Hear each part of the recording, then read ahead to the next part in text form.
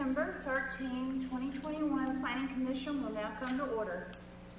This meeting is live streamed, recorded on YouTube, and is being held in person at City Hall. Currently, masks are required. The Planning Commission is selected by and serves in an advisory role to the City Council regarding development of our city. To remind everyone, we changed our bylaws to allow for remote participation by any commissioner who has so requested due to a limiting circumstance this month. And to my knowledge, Brad White is the only one that will participate remotely. And today we have Elaine Richardson, who's here, Larry Allen, and Curtis Arnold. Sorry, I'm not used to masks, and I don't think you can hear me through this thing. I'll try if you want. All right, I appreciate the commissioners that are here, because now we have to have 4 present to have a quorum, and we cannot count people that are remote in the quorum. So we have members of the administrative staff. We have IT, which is Rick Road. We have Art Hall Brooks. I'm assuming there's no one else online, right? Right, no. Okay, and then Kelly Winchester, of course, is our secretary.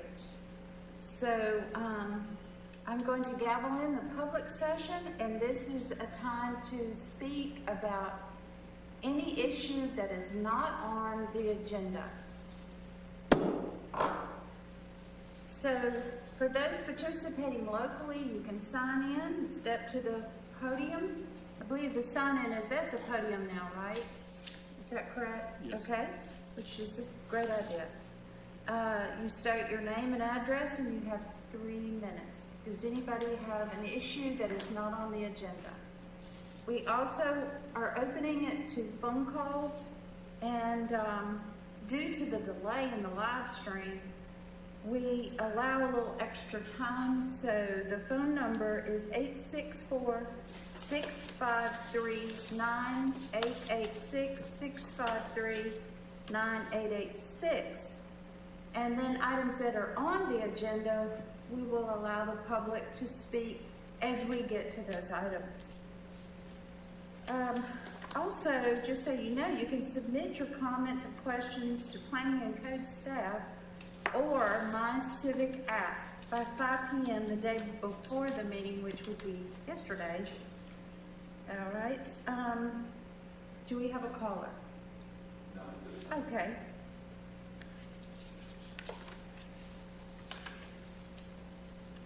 The next item is the adoption of the minutes. So are there any amendments to consider? Edits? Mary Beth, I have one edit. This is on page 7, section 8, under other items, paragraph 8, under Planning Commission representation at council meetings. The last sentence down there were no volunteers for attending. It says May 16th council meeting. I believe that needs to be August 16th. Okay. Is that right? Yeah, I have that marked. Other than that, I have no further Okay. comments. I can take that sticky off. Okay, do I hear a motion to accept the minutes? So moved. All right. Do I hear a second? I'll second. All right, thank you. So all those in favor will use voice votes, except for a will call of Brad. So all those in favor say aye. Aye. All those opposed say nay. Okay, Brad, can you hear me? Aye. Thank you. Okay, it's unanimous. Mary Beth, There's no good way to do this. Yes, ma'am. when you vote next time, can you do hands, because with the mask it's hard to tell. Oh, I'm sorry. What'd you say? So if we could do hands Oh, and voting sure. versus, Sure. It's something new every time, isn't I it? couldn't hear if Elaine was. Okay. So, Elaine, do you want to say it again? All right. Okay. Yes. Yes. Oh, hand. Oh, hands. Sorry. Okay. So, we have no callers. I am going to gavel out the public session. All right, the next item is the 4A, which is preliminary plat review 2021 S15, which is the Clemson Cottages Phase 2, also called Clemson Meadows. Is anyone available to present from staff? Yes, an application for a major subdivision submitted by Mr. Philip G. Maloney on May the 21st, 2021, as proposed 15.43 acre parcel located near Hunter Avenue will be subdivided into a 20 lots residential development. The sketch plan review was held by the Planning Commission on June 14th, 2021, and the master plan review was held on July 15th, 2021. The preliminary plat review is the third step in the major subdivision review process, and if approved, will allow the developer to proceed with construction. It should be noted that the developer has decided to formally name the proposed second phase Clemson Meadows to better differentiate it from the first phase, because this will help reduce the possibility of confusion in emergency situations. Staff supports the change. Also, I'd like to point out that subsequent to the master plan review in July, which had included discussion of oriented homes abutting Hunter Avenue toward the street, the developer approached the South Carolina Department of Transportation about the matter. As Hunter Avenue is a state road, all permitting of driveway encroachments is done through the DOT. The request. Can you say that again? I'm having a little bit of a difficult time hearing you. Okay. I'm trying to. Just that last part Okay, about the all DOT. right. Yeah, okay.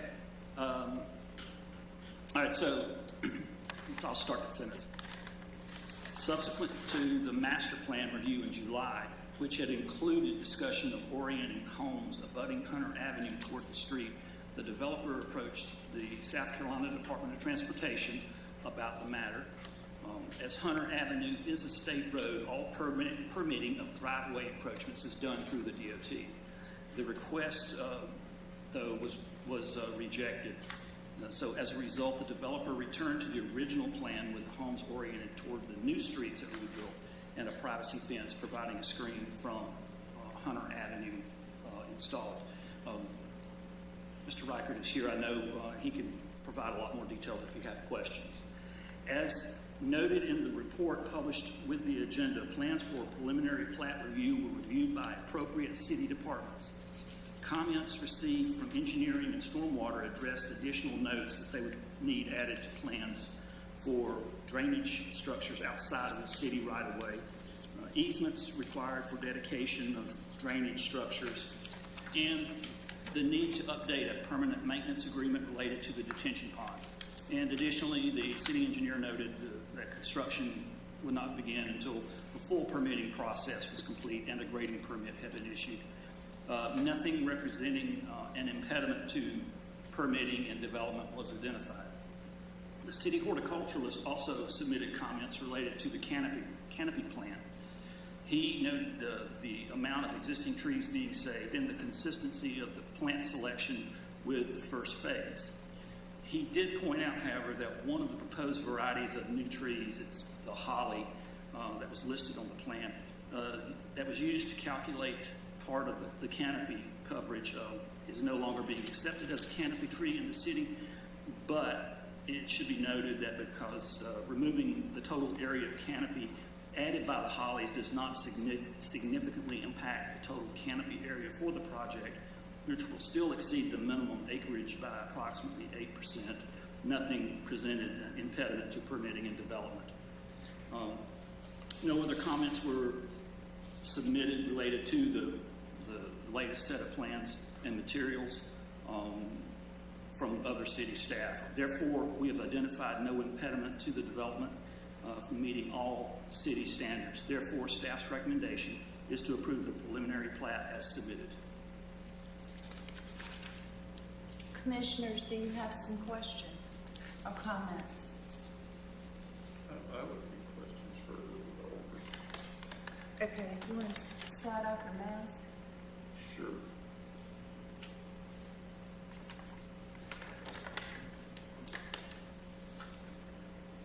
you have questions? Yes, I do. A couple of questions. You're looking at the preliminary plan. Was asking about is there going to be sidewalks from the street to the houses? It showed driveways, but it didn't show any sidewalks. And I would think it'd be calculated as part of the impervious area as well. Just wasn't sure what your plans were on that. Typically, I'm Chuck Reichert, right consultant in Greenville. Typically, there are sidewalks, to the houses, depending upon where the front porch is. Sometimes some of these houses can be what you call a courtyard type house. If it's that way, then the driveway literally serves as access, from the existing street to the house. So it depends on the type of house. If there'll be a sidewalk going from the sidewalk on the street to the house, or like on a courtyard type one where the driveway comes in and does a 90 for a side entry garage, there's not usually a sidewalk from the street for that because the driveway serves that function. But most of the other ones will have sidewalks from the sidewalk on the street to the house. Yes, sir. Just looking through it, it looks like about half would be applicable to either option. But I guess that would be construed to be some additional impervious pavement for the calculation. Now, also noted that there doesn't appear to be any on-street parking, and I was just curious about how are you going to handle issues inside as well as any overflow parking.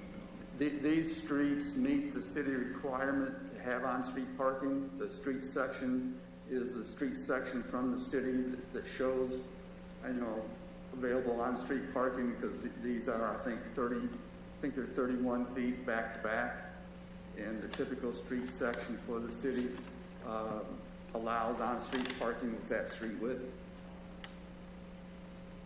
I guess just looking at the plans that didn't exactly appear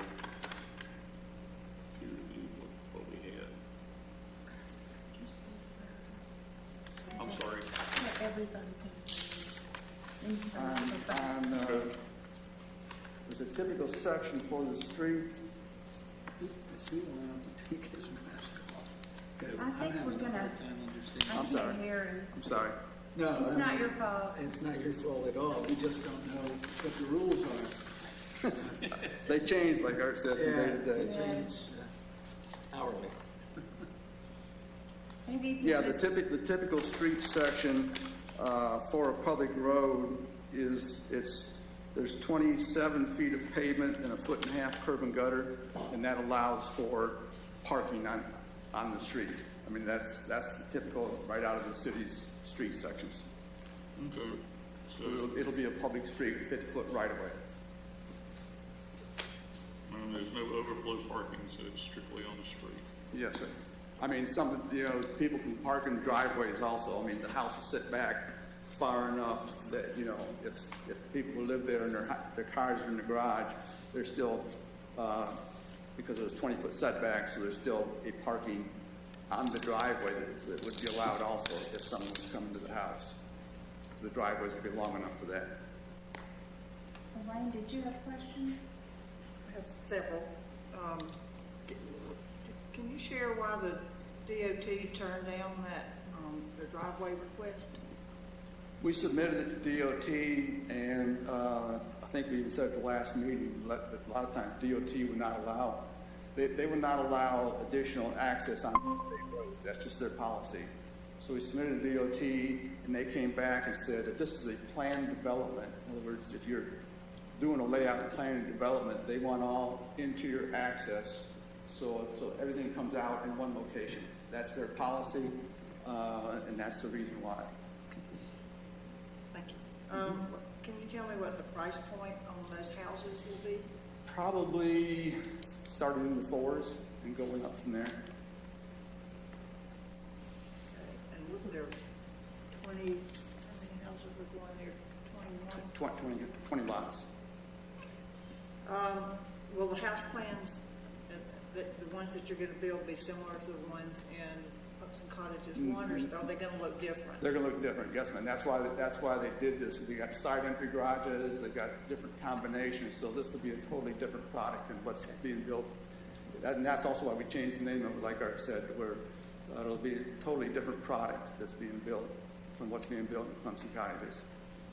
And then I looked at the new canopy trees you're gonna plant, and I look at the old ones, and there were lots of hardwoods, oaks and poplars and beech, and I'm not seeing, other than the river birch, I'm not seeing any more, you're not planting back those kinds of trees. Is there a reason? Primarily because some of those planting them close to sidewalks, the root system will destroy the sidewalks in 4 to 5 years. So that's why our landscape architect picked trees that does not come along and damage the city sidewalks at a later period of time. Okay, thank you. Brad, White, do you have a question? No question. No questions. Lady, no questions? I guess my question was the fence, but I think I'd like to hear from the public about the fence, and you decided to put it up at 6 feet tall because I think the public was objecting to that. Yeah, well, there's going to be we've looked at some preliminary grading. There's going to be about a 4-foot berm adjacent to Hunter Avenue, and then the fence will be on top of that. So it should give at least 8 to 10 feet of screening off of Hunter Avenue. Okay. All right. I'd like the public to be able to speak now, if you don't mind, sir. And just hang in there Yes, ma'am. with us, just as before. So, you've got 3 minutes if you need an extension, because I know sometimes some of you represent a number of people in your community or your neighborhood. So just let me know first off, if you represent other folks, and then we'll go longer. Do we have anybody that wishes to speak? Thank you. Just state your name and address. I'm Kathy Whitwell. I live at 212 Hunter Avenue.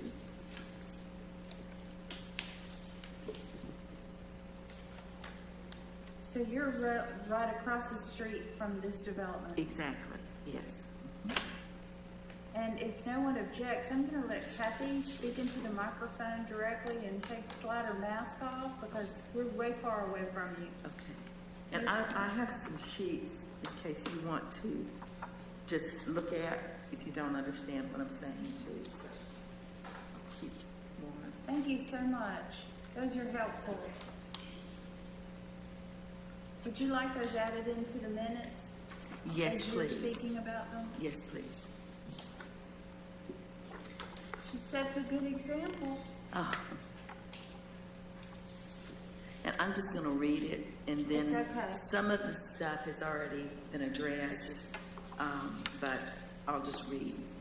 My husband and I wrote this after we looked online and saw the plans last night. And it does look as if they've gone back to the original design and number of houses. The only thing that is changed is the name. It seems that the only reason that they met with us was because y'all suggested them to meet with us. It seems that they were never really intending to make any changes. And this is one of the many examples and reasons why homeowners do not trust the developers and become so frustrated in dealing with them. They said that they were willing to try to make 1 or 2 of the changes that we had suggested at our meeting, and then they have not. And I have the paragraph about we were really preferring the houses to be facing Hunter, but I understand now that that's an impossibility, so with the DOT, and we're sorry for that, but so I won't read that paragraph. I am speaking for the neighbors that are on both sides of me that are definitely affected because they were unable to come to any of the meetings so far. One of the couples was hoping, we're not opposed to having a planned, the houses built. We're not opposed to that. One of the couples was planning for her parents to buy one of the lots right directly in front, who's elderly, so that they could have access, close access. And so it just made sense, to be able to walk across the street rather than have to drive all the way around to get in.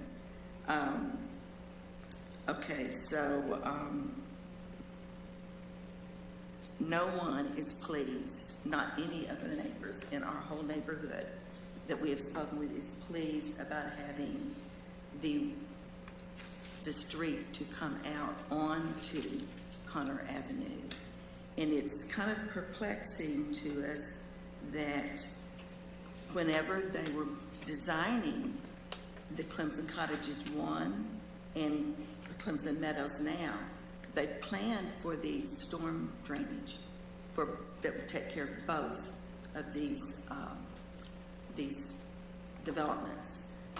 But yet they failed to plan to have a way to exit at the same time where it would not have to go in onto Hunter Avenue.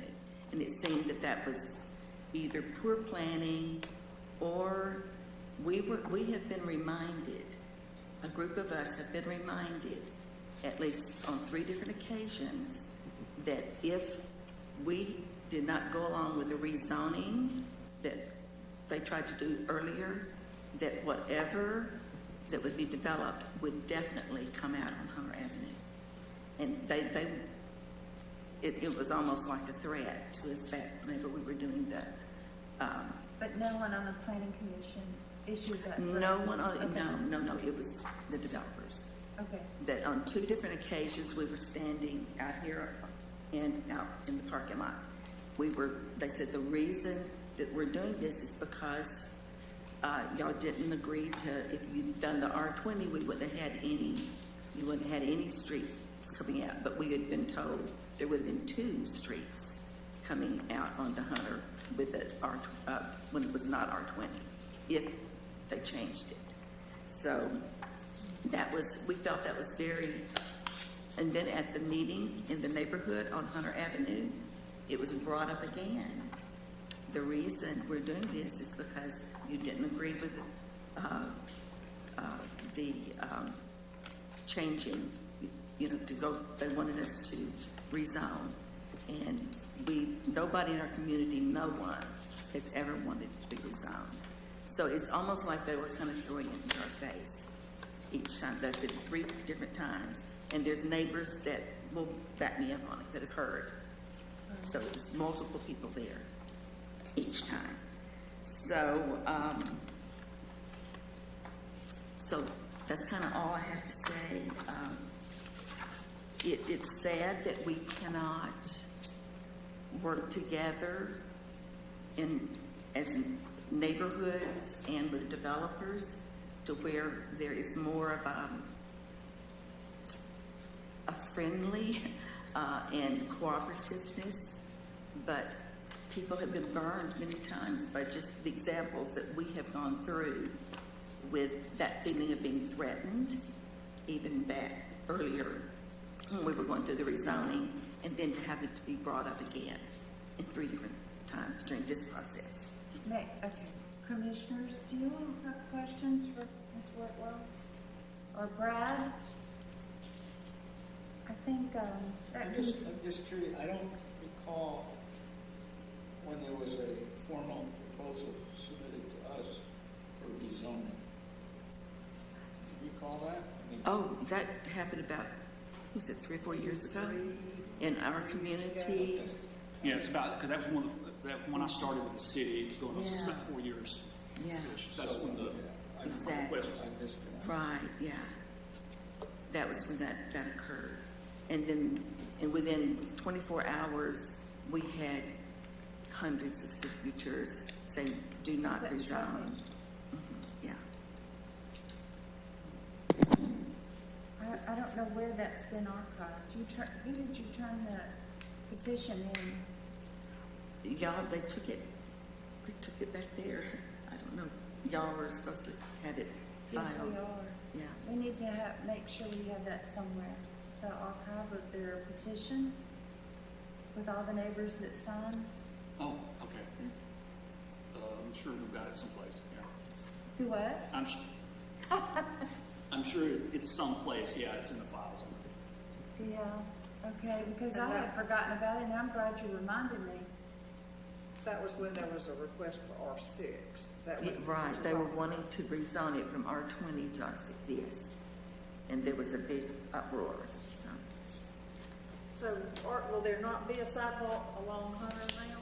I don't think there is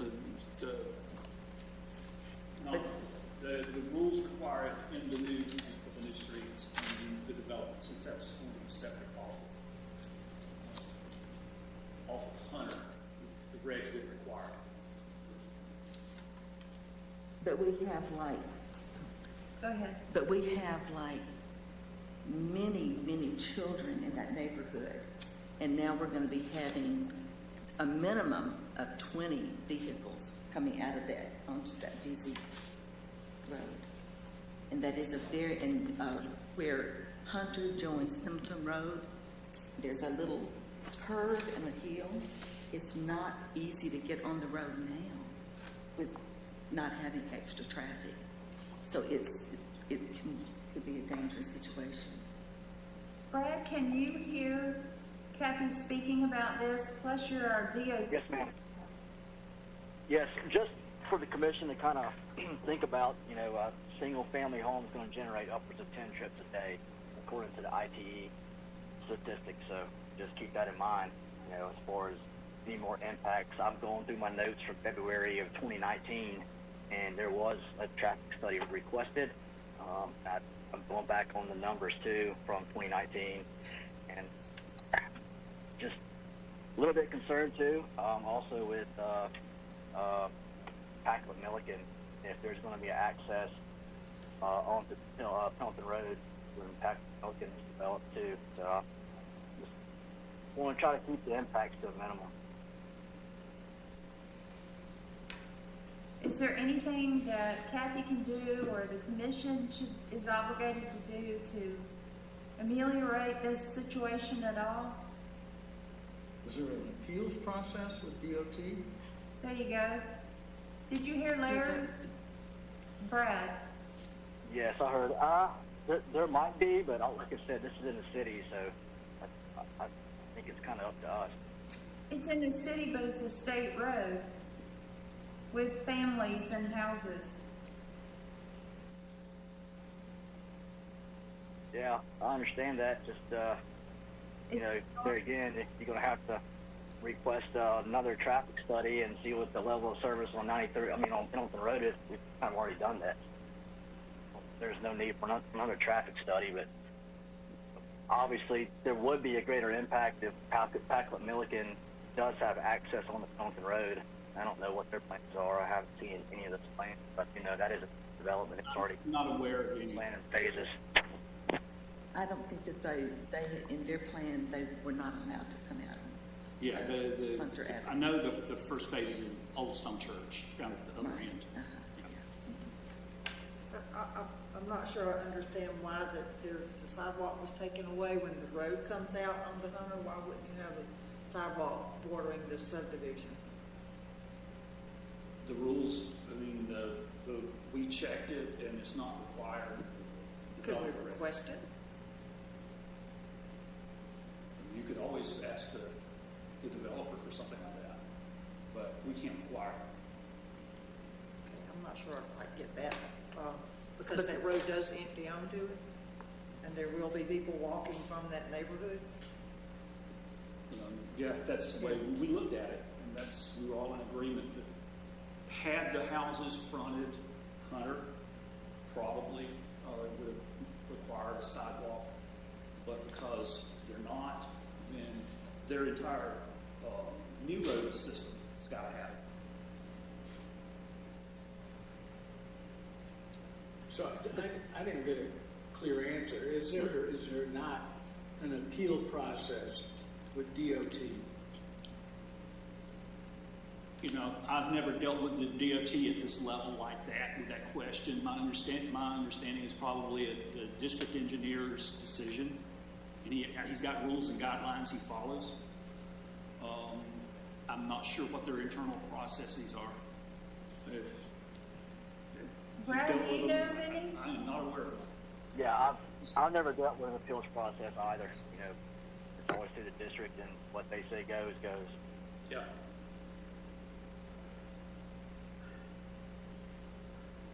Okay.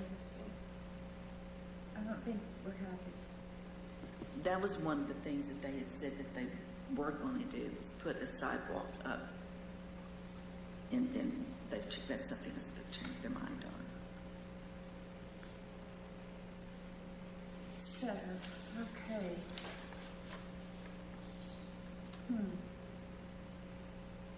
And we're supposed to, this is an action item, correct? Are we Yes. supposed to vote on something tonight? Yes. Okay. Does it, do you have some more Well, comments? it just seems like if there's a way to appeal, that maybe we should take the time to do that, to DOT. Because, I mean, it can be a dangerous situation. And you know, one of the, I believe the surveys that was done under the planning commission found out that traffic and safety were two very valuable issues, and of course protecting neighborhoods. Right. All three of those were top priorities. Right, so I'm not sure that we have failed here. Do you have something? Hey, what's the speed limit on that road? Is it 35, 40? There's not a sign. Posted is 25. Posted is 25. That sounds fast for a neighborhood full of children. Right, and With we no have hills. sidewalk and that hill. Go down Is the that hill. 25 on Hunter? So that's 45? Is that correct? She's saying 25. 25. 25. 25 on Pendleton Road. Oh, no. Hunter. On Pendleton, it's 45 where our road comes out. Right. So they shoot down. Yeah. We have a hard time So- out now. So can you, Okay, so your concern is if you're taking a left out of Hunter with the speeds around the curve, I know that road, you're concerned with sight distance about possibly pulling out in front of someone? And is that what your concern is with the Hunter Road? I mean, I'm sorry, Hunter Ave? Yes, that is a danger, a point of concern, but it's also extra vehicles being on Hunter Avenue when we have so many children in the neighborhoods that ride bikes and walk and use their skateboards and everything. so Art, what remedy can the city offer? Can we To my knowledge, they meet all the standards, which they have to build by, and we're not aware of any. The city engineer didn't identify any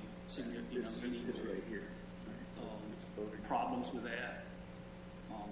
Well, is there a way for us to address this with the city engineers or whoever is passing on this to say that there are a number of folks and many in this neighborhood that are very concerned about safety? You know, that's the type of thing that you need to change the rules, but they've applied under the existing rules.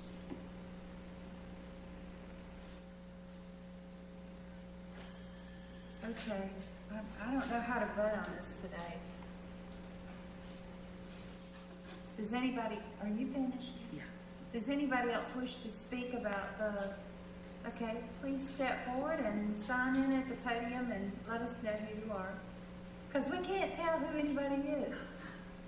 I don't know if we are talking about the same place because I live in Heatherwood Drive. I got a letter to come today for this. It's off of Heatherwood. Vickery. That's the next item. That is, That's long, please. we're over on Hunter. Okay, so do I wait till the next one? Yes, please. Do we have another speaker? I'm sorry. I was wondering, following up on this, if this is something which has not been contested, would it help if we would have petitions going on, signatures? We can get those in a few days from all the neighborhoods. I mean, if they did everything by law, that's okay. But these are actually different circumstances where there's a neighborhood with, what, about 30 kids, about, at least, and more coming because they're mostly younger families now. Would that be a possibility? I don't have the authority to do anything like that. Well, I mean, that's a direct political it? issue. Whom would we direct it to? I mean, your city has more power than all our signature. We would have to have the support of the city to do something like that. Is there a review by the city council?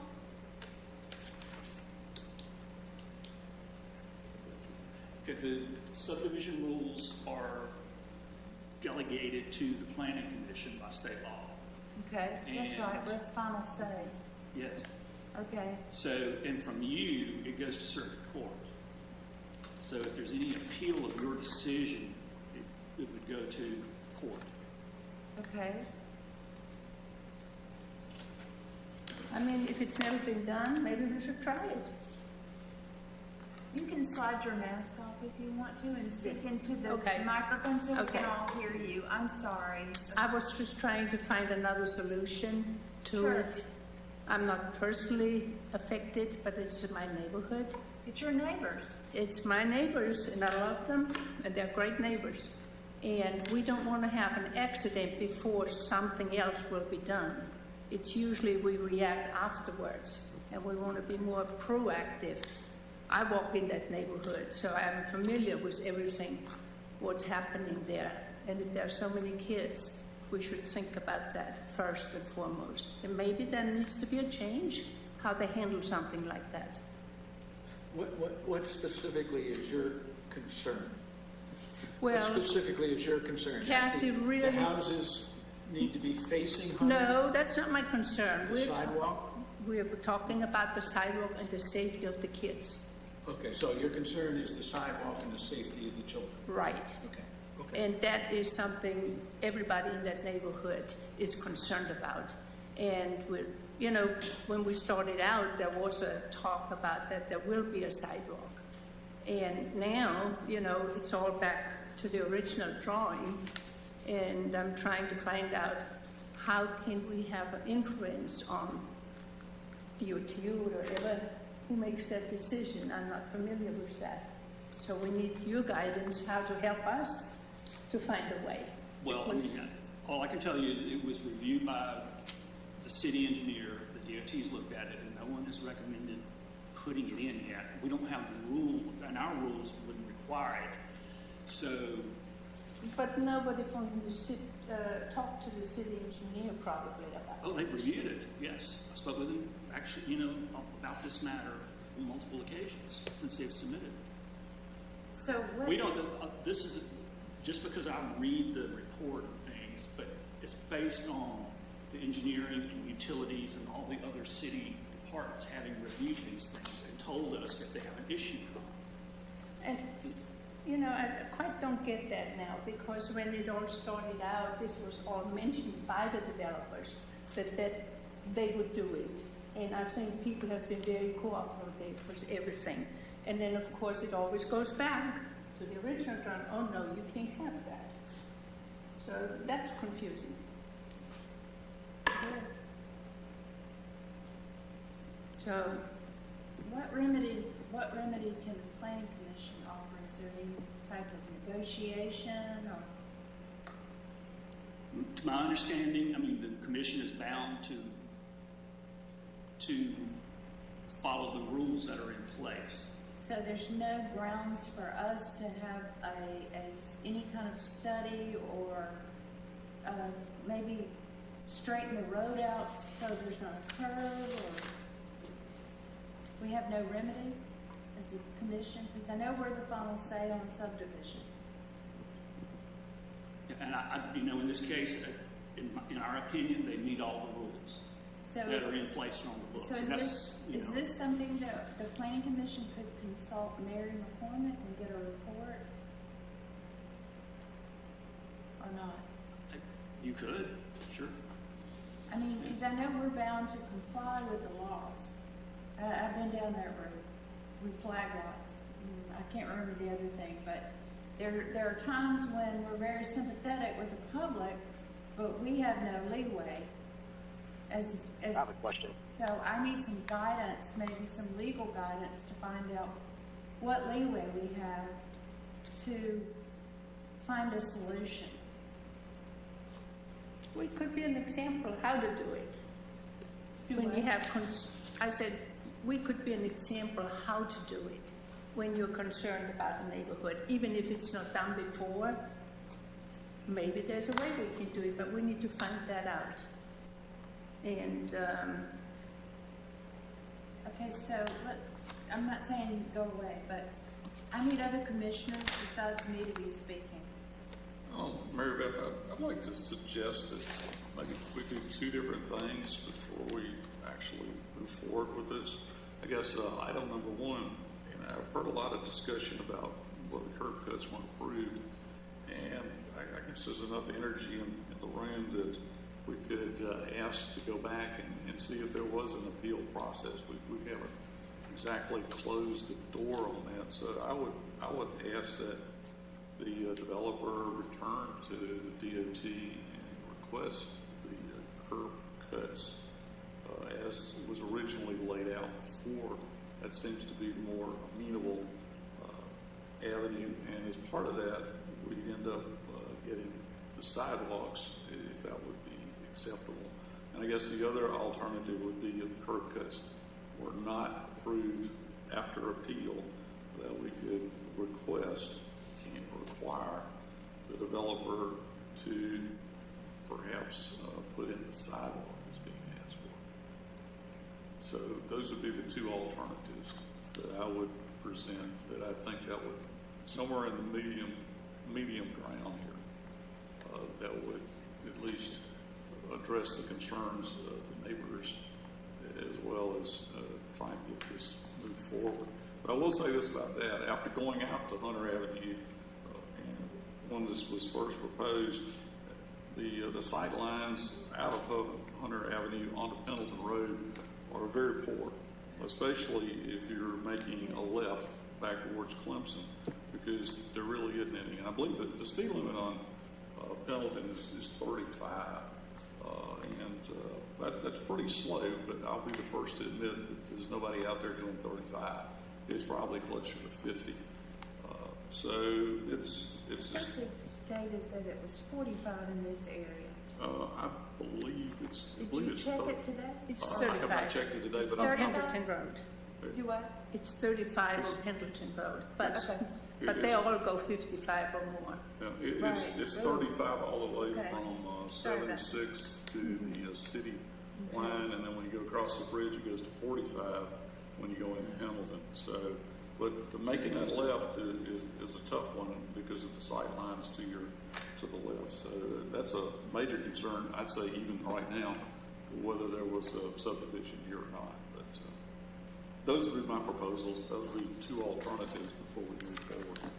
And I would think that we'd like to explore those before we actually move forward with a vote. That would be my recommendation. So that we stay out of trouble then. Can we get some legal counsel on top of that? Sure, you can always get the city attorney. How do we approach Mary for this? I think you just request it. Okay, so we're requesting it. And then we also would like to revisit with, if we're allowed to, after we ask Mary, we would like to revisit the DOT. Because I would think DOT with the curb cuts, their issue is not just traffic flow, but safety. So if that seems to be an overriding issue, not only in like what Curtis described in making left turns, so I like avoid, I am UPS, I avoid left turns, so I get it.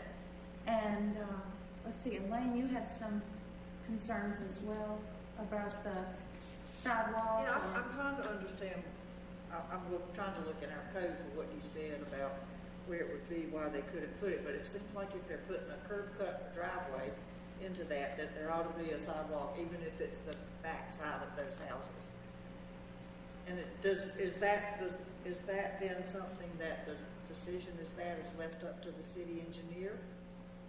Well, so the rules and sidewalks are in the development regs, land development regs. So I think the next step is to find out what our rules are from Mary, just so that we stay within, because like I've been called out by, not me personally, but, and it is helpful to have the city attorney here, but she can't be all the time. She can't be in several places at once. Were she here, she could give us this advice, and that's what we're missing. So I appreciate it. That's actually exactly right. And I wanted to make one more, I don't know if it's not the city's decision, but a mirror when you come out from Hunter to Pendleton would be helpful, right across the street, so you can see the cars come so fast. It's 35 at that road part. You know, we're all about Green Crescent Trail, and I'm not saying anything bad about it. I'm just saying that, isn't that to make us connected and safe and be able to walk and bike? I mean, that's just my thinking, that if that's what the city's purpose is with that, we need to understand that this fits in with that. I'm not sure where Green Crescent Trail is in your area. The speed limit? No, Green Crescent Trail, which Oh. is to be walkable, bikeable. Right. And so those are things that children do. I would love to bike, but I'm not very good at it anymore. But anyway, those were the things that were proposed by the Green Crescent Trail. Right. And so I'm just seeing another issue here that might help us. I don't know. I'm trying. If there's a possibility to do it right to start out with, that's all we're asking for. The opportunity to have a safe neighborhood, we could be an example how it's done or how it could be done. And, Okay. So, we're supposed to vote. Is there anybody else from the neighborhood that wishes to speak? thank you. If you're finished. I'm finished. Okay. Thank you. Thank you. Please. And I think, did we have some neighbors in the back that also wanted to speak? I wanted to speak on You're Heatherwick. Sorry.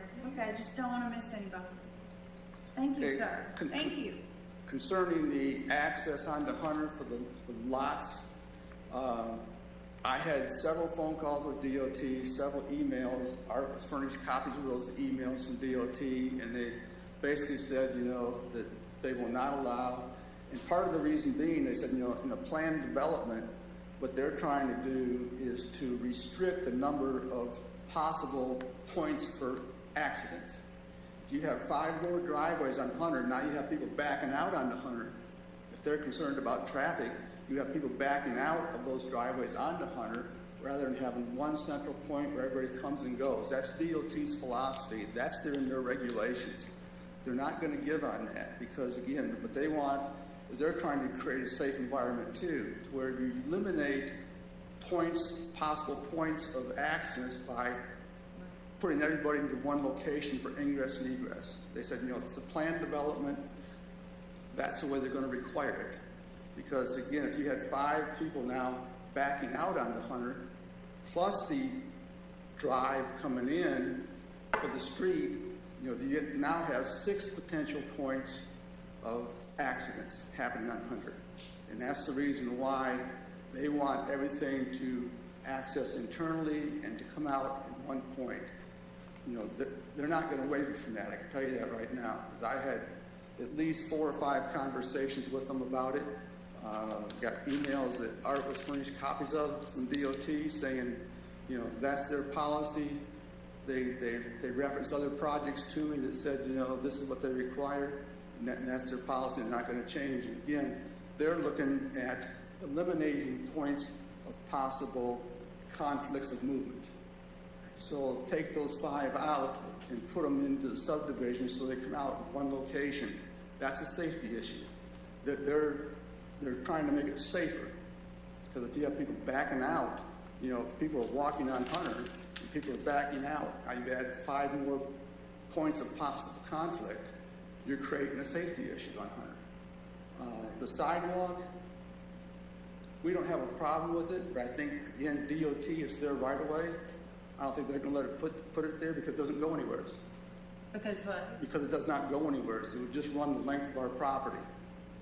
So I don't think they're going to give us permission to put it in their right of way along Hunter, because, you know, it's not tying to any other circulation patterns. So the people who are walking on Hunter are already walking in the street, and there's no other sidewalks within that area except up on Pendleton, and we don't go that far, so we can't run sidewalk all the way to Pendleton because it's not our property.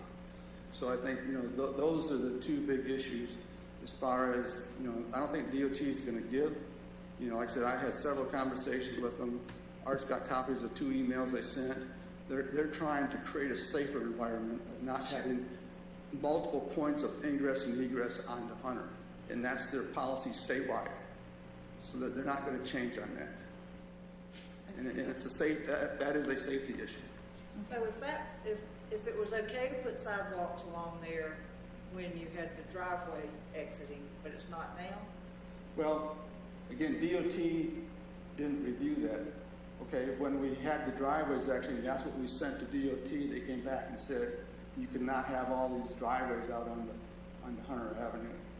They did not comment on the sidewalks, but my guess is going to be if you don't have, you know, any points of ingress and egress there, they're not going to want a sidewalk that goes nowhere. Well, what I was saying is that there wasn't going to be that was going to be the same situation if the driveways exited on the Hunter as well. Yes, ma'am. Because we talked about that last time, about that, only that sidewalk at that section, but not all the way down to Pendleton Road. That's correct. I think our city's plan is to eventually add sidewalks, and so if we can get a piece of it built when you're doing it, then they can connect it with the other ones when we have the money to go and do something like that. Yeah, if the city's got plans to put sidewalks down Hunter, we don't have a problem in participating in that. But again, it's a state road. I don't know if there's any plans. And I am not, you know, up to date on that.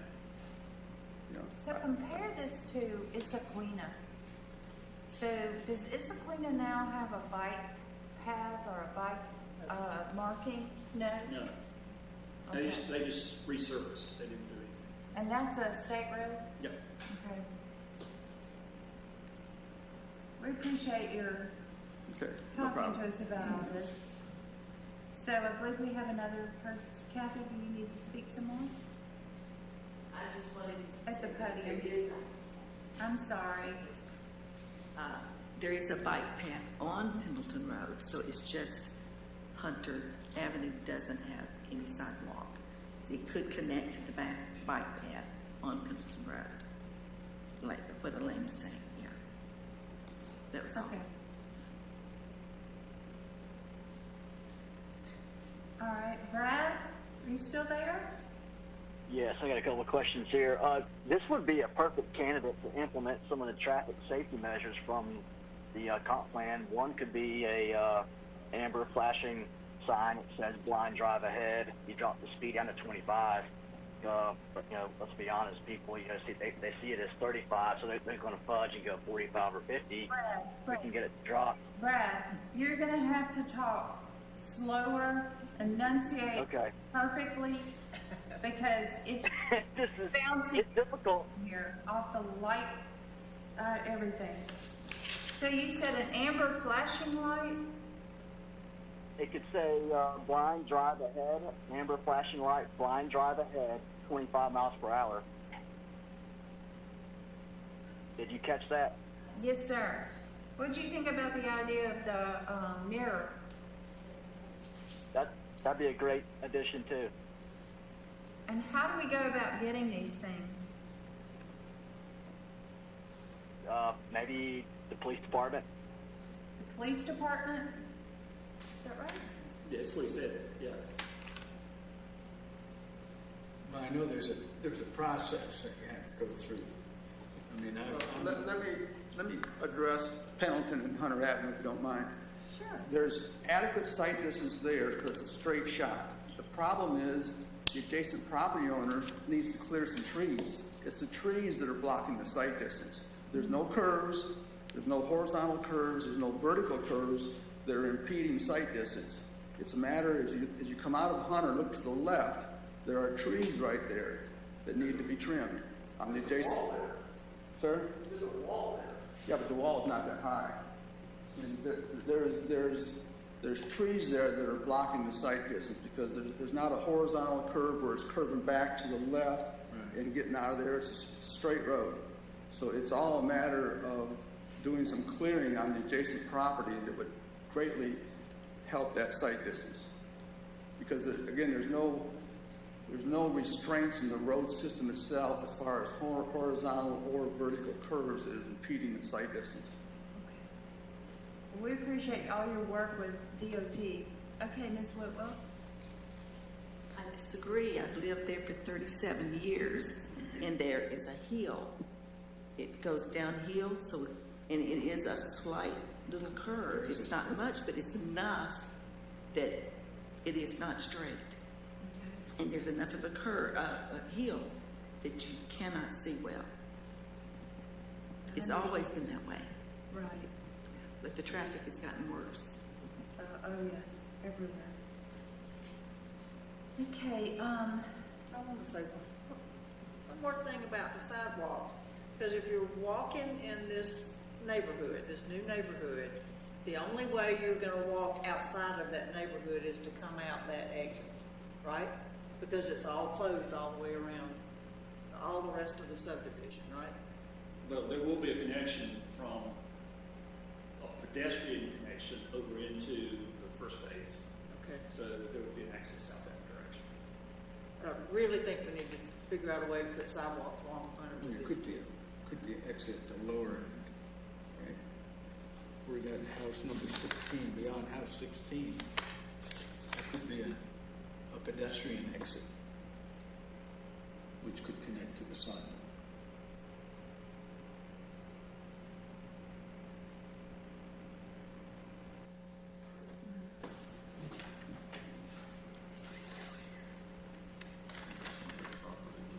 will you tell us your name, even though we should remember it, right?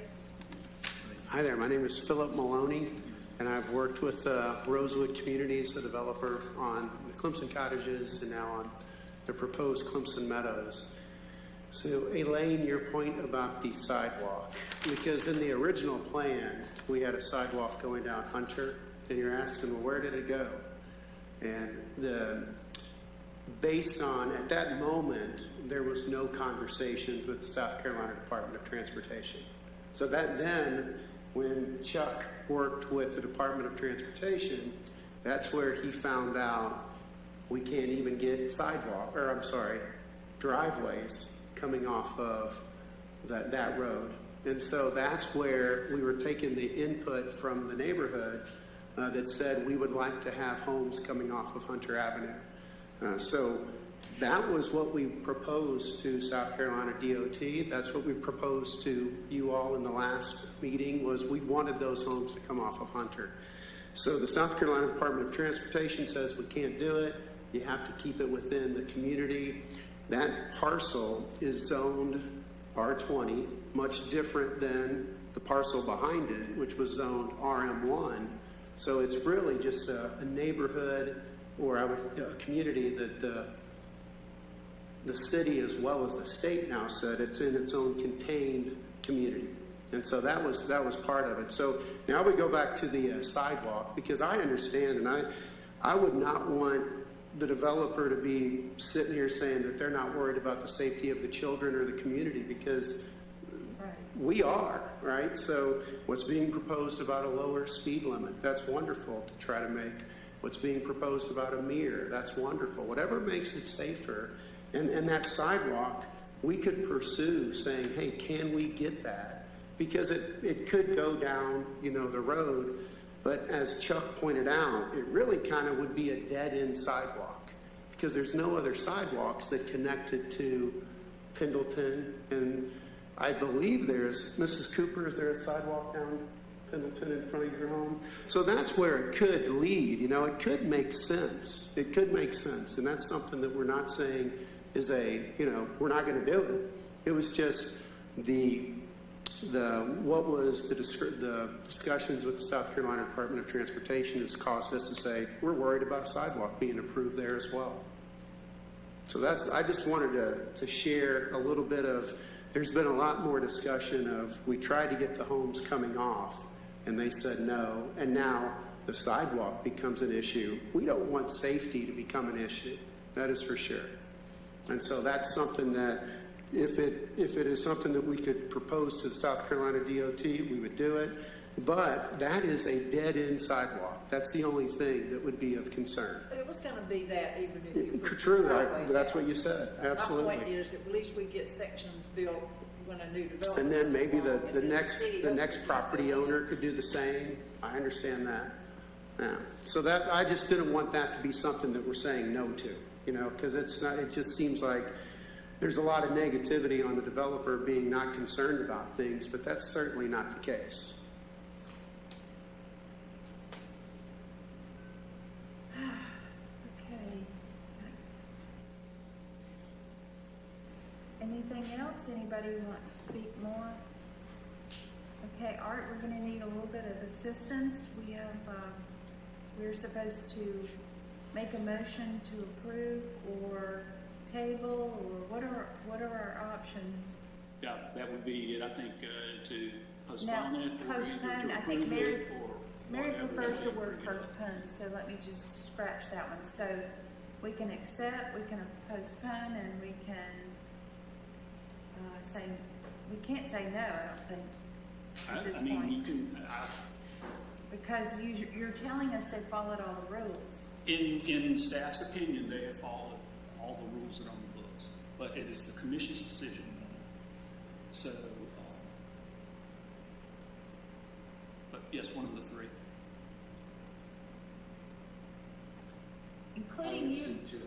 Including you, Brad, we have to come up with a motion of some sort.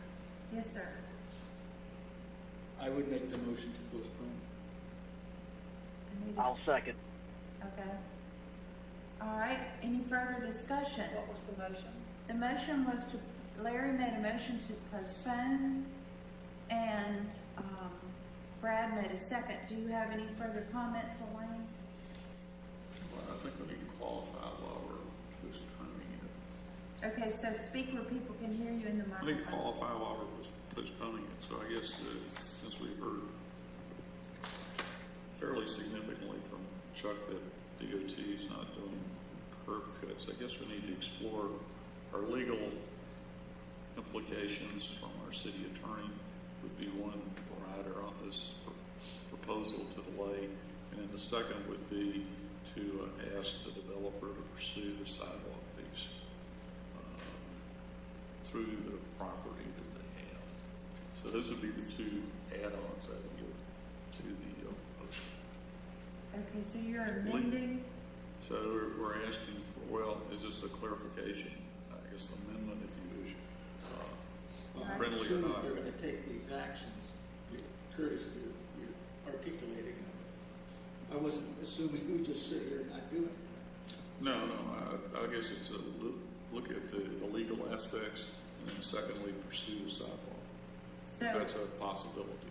so we're not really amending, we're just saying these are the reasons we're These are the- postponing. That's correct. Okay. That's correct. So this is not an amendment. Just a clarification. Okay, any? Yes, sir. I just want to make a comment.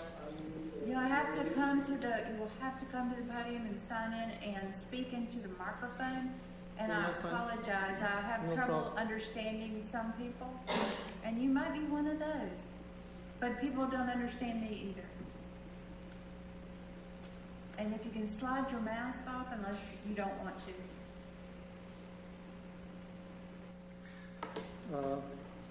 I just want to make a quick comment that all the houses on Hunter Avenue are accessed from there. So this is the old neighborhood. There are a lot of Yes. things that are not conforming, and then it depends on how you negotiate with the DOT, how you present your case to DOT. DOT changes sometimes, and then DOT can be flexible. When I was involved with the decision that DOT was objecting the median on 93, that was not actually based on the DOT standards, landscaping the median. But now what happened years after that, DOT stepped back and then accepted that. Now that 93 landscape, the median, and all those Chinese elms are great. So sometimes the standards are not really cast concrete, so that can be reviewed and then reassessed. So that's my quick comment. And then the second thing is, I don't know if, I'm sure that city engineer is reviewing all those things, but it seems to me visually, I didn't measure anything, the entrance of this the site is very tight. I don't know if it's really the fire marshal is going to approve it, the radius to the entrance. I don't know. I mean, the engineer probably is checking those things. But I'm just reminding those things that the standards for the entrance should be reviewed. Thank you. Because the rest of the homes are entering, right? You said you live on Hunter. Do you back onto Hunter Drive? Hunter Avenue? Okay, so people are already backing up on Hunter Avenue, and so what did you? All of the members of the community was backing up to Sure. Hunter. Oh, And yeah. then the second is there's also one issue, the houses that I brought this in the earlier meetings along the Hunter Avenue are double fronted. There what? The houses are between two roads, which is not actually standard in according to Clemson subdivision ordinance. But then they brought us this thing, okay, this is DOT road, and then they can put an easement. All those things are actually trying to bypass that rule to be able to accomplish this the site plan. But normally, the houses are not supposed to be in between two roads. Yes, you can create a lot of gimmicks and create like easements and all those things. That's possible legally, but it is ethically, is it correct? I don't think so. Thank you.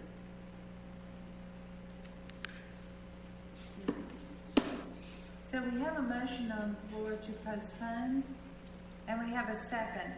We've had discussion. Any more discussion? All right. Are we ready to vote then?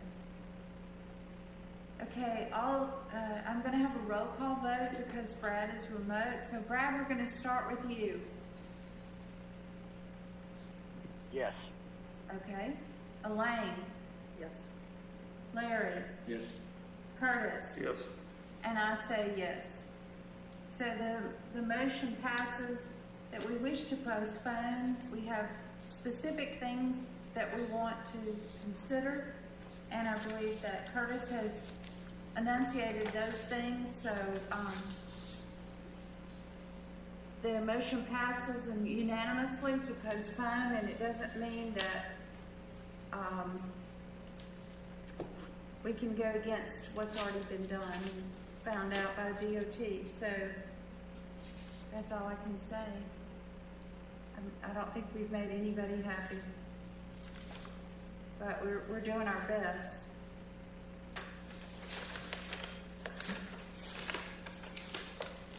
Okay. And we now have a action item 4B, sketch plan review 2021 S31, which is Longleaf Victory. And first, our staff will present. Okay, an application for major subdivision was submitted by Mr. Dennis Wall of Obsidian Management LLC on August the 10th, 2021.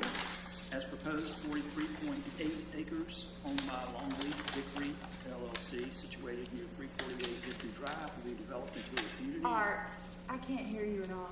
Okay. It's just kind of, It's I'm in so between the- sorry. It's all these silly panels.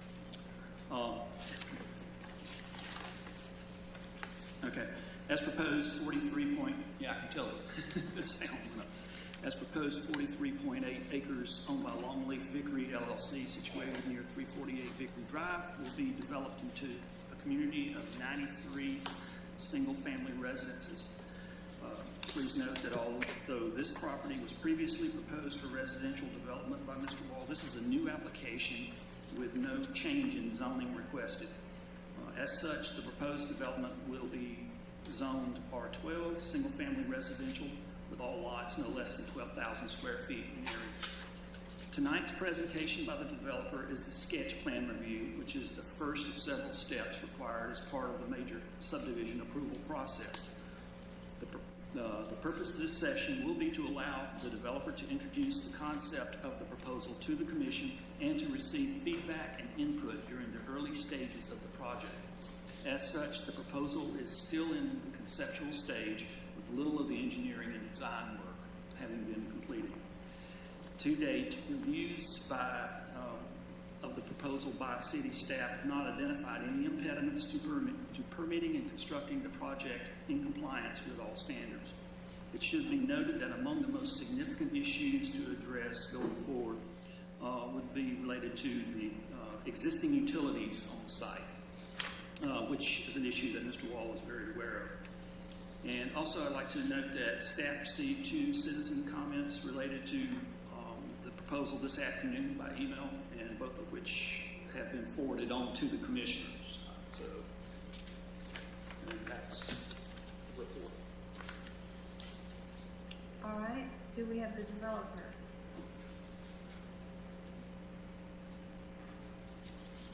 Well, again, Oh, it's you. it's me.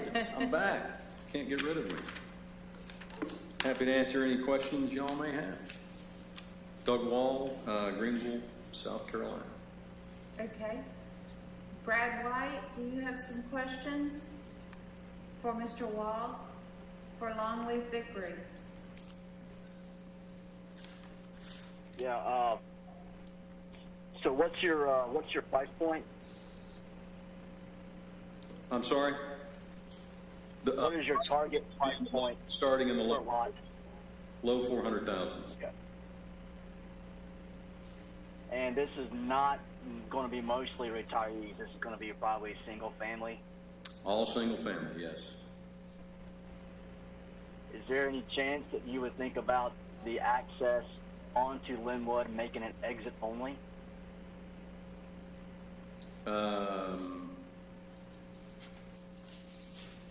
Certainly. Okay.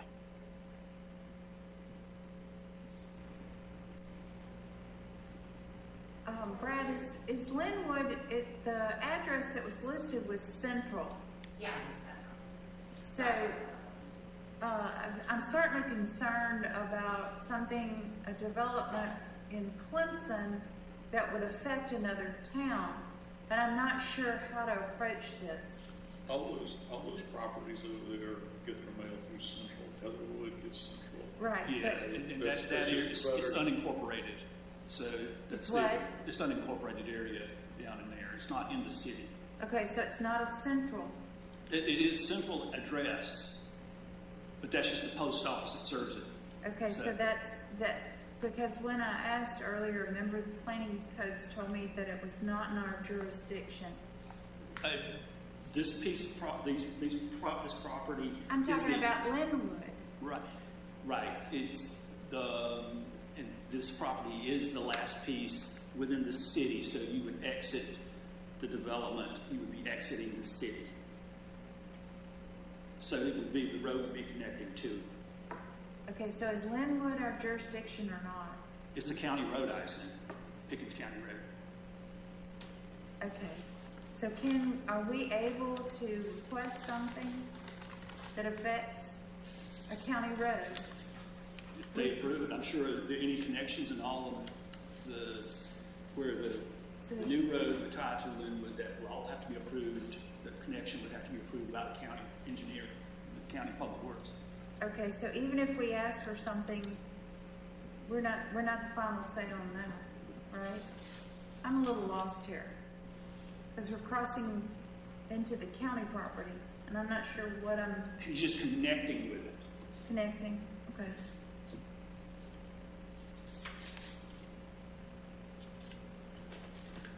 Brad, I'm sorry I interrupted you. Go ahead.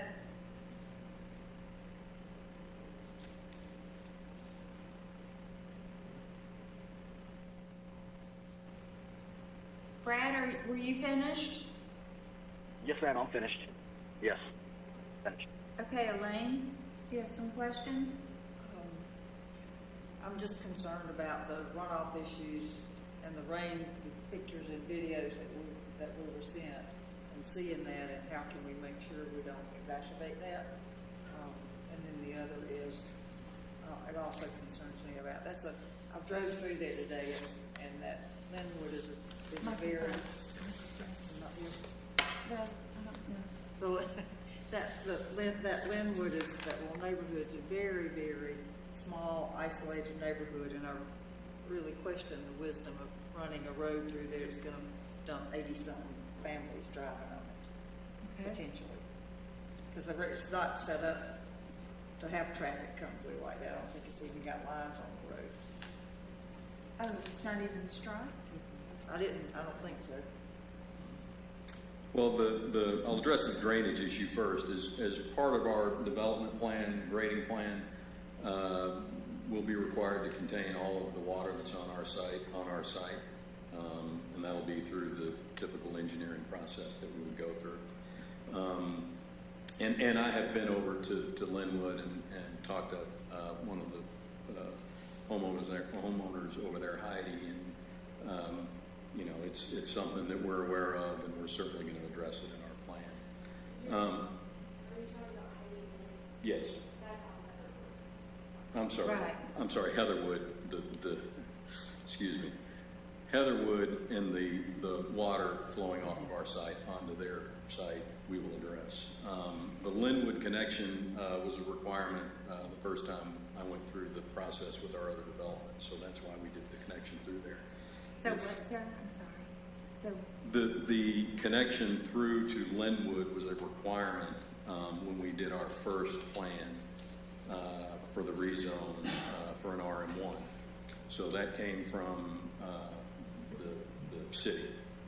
And if that needs to change, then we'll certainly take a look at it. But my understanding was it was a safety issue more than anything for emergency vehicles to have access.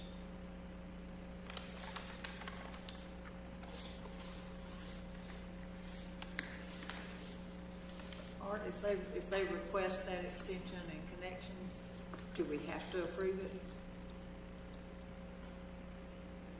Talking about connecting with Linwood. Linwood. Yeah, and again, my understanding, I think it's a county road, so they would have to say in terms of that, whether or not I know that 100 lots is a cutoff point where you have to have the two, and that was probably the reason you had to add it when you first came up. There may be something, once you get into the fire marshal looking at things for safety type access, I just don't know at this point. Again, these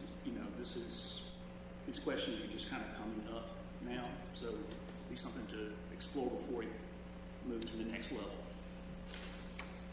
But yeah, we can address all of that and figure it out. But I know that 100 lots is the magic number. Once you hit that, you have to have a second entrance. I can't tell on this drawing, but are there sidewalks all along these new roads you're building Yes. for the subdivision too? Yes.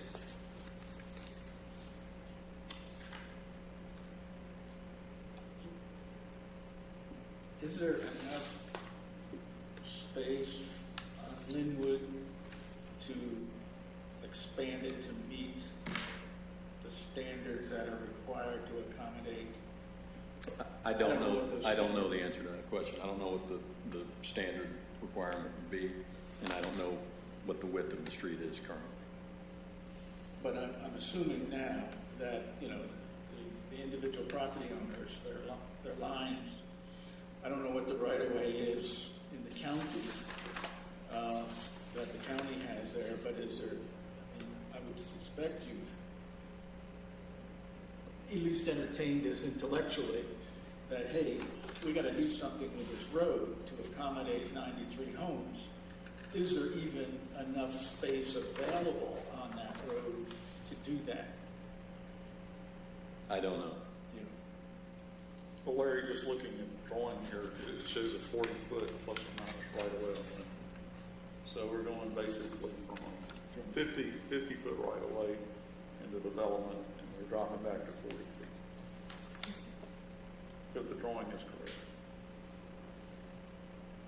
40 feet would be plenty wide enough to make those accommodations, whatever they are. I don't know what they are. So tell me, may I, Mary, I'm Please. interrupting. You May I might go ahead? Please go ahead. So the water issue has me concerned, and I don't quite understand the dynamics of all the, or I don't understand the geography, I should say, of all the pictures that have been presented from the Right. neighborhood. Mm-hmm. So is the water coming through the undeveloped property? Is that? Yeah, if you look at the site plan, and you look, if you're looking at the kind of eastern section that adjoins the Heatherwood subdivision, Okay. the water is flowing really, there's an adjacent property to ours that is to the left, Hill, I think, Bonnie Hill.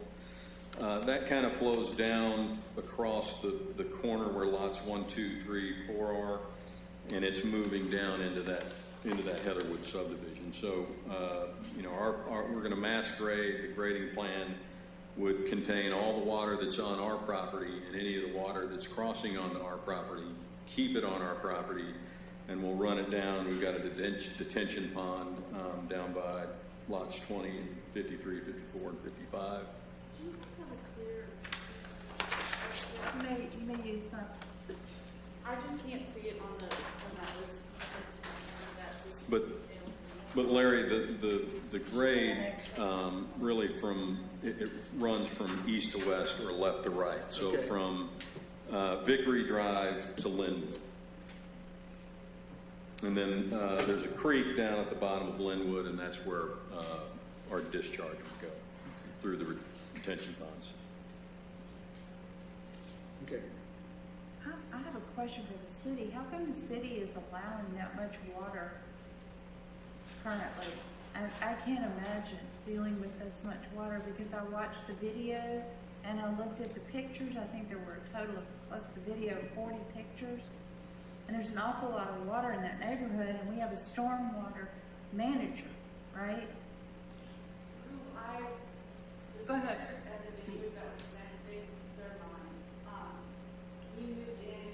You're gonna have to talk in a microphone? And Mary Beth, she needs to come to the podium. where? Can she sit there with that microphone? So those videos, we moved in about, oh, I'm sorry, my name is Amanda Hamas. I need you to sign in there. Oh, okay. That's the, Yeah, I was gonna do that next. yeah. It'd probably be better if they come to the podium, that way they can. I'm sorry.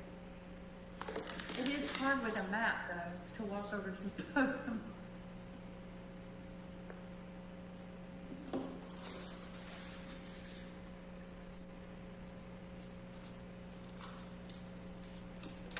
Thank you, Doug, for your indulgences. Okay.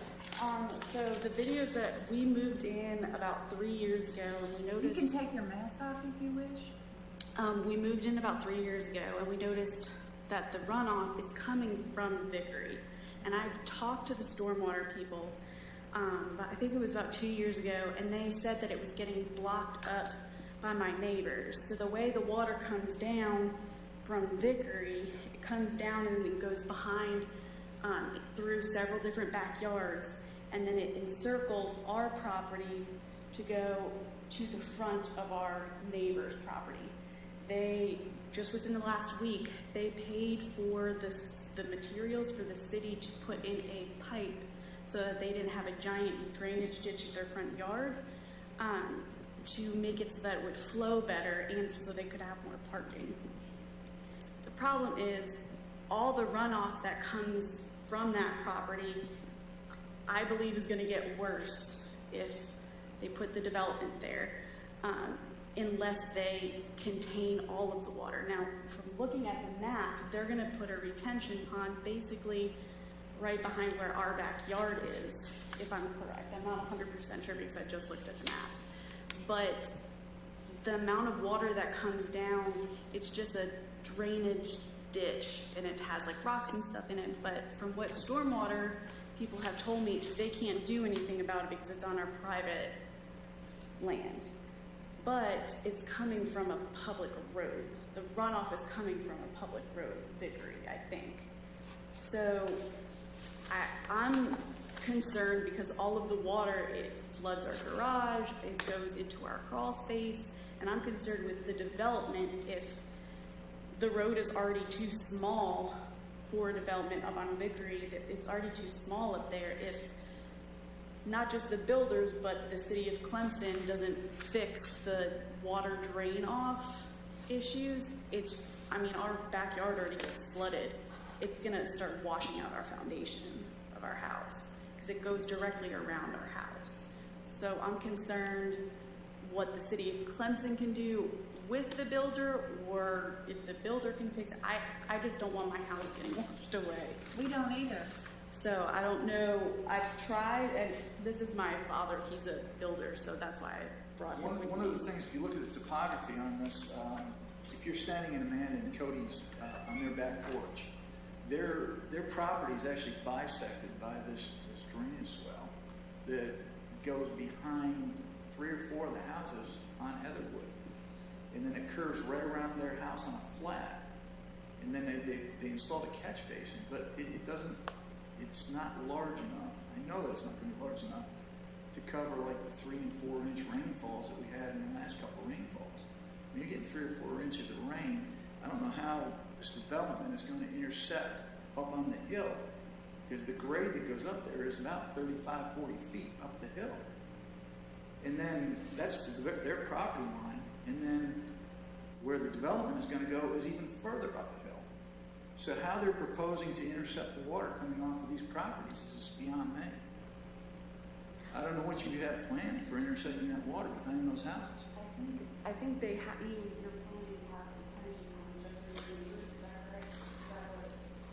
Is that right? That retention pond appears to be right directly behind their house and the neighbor's house, up on the hill. So we already So it have. has to go up? It's My backyard goes up. they're low to where this development is. So we're at the problem that we have is my husband and my house, it's at the very bottom of where all the water comes down.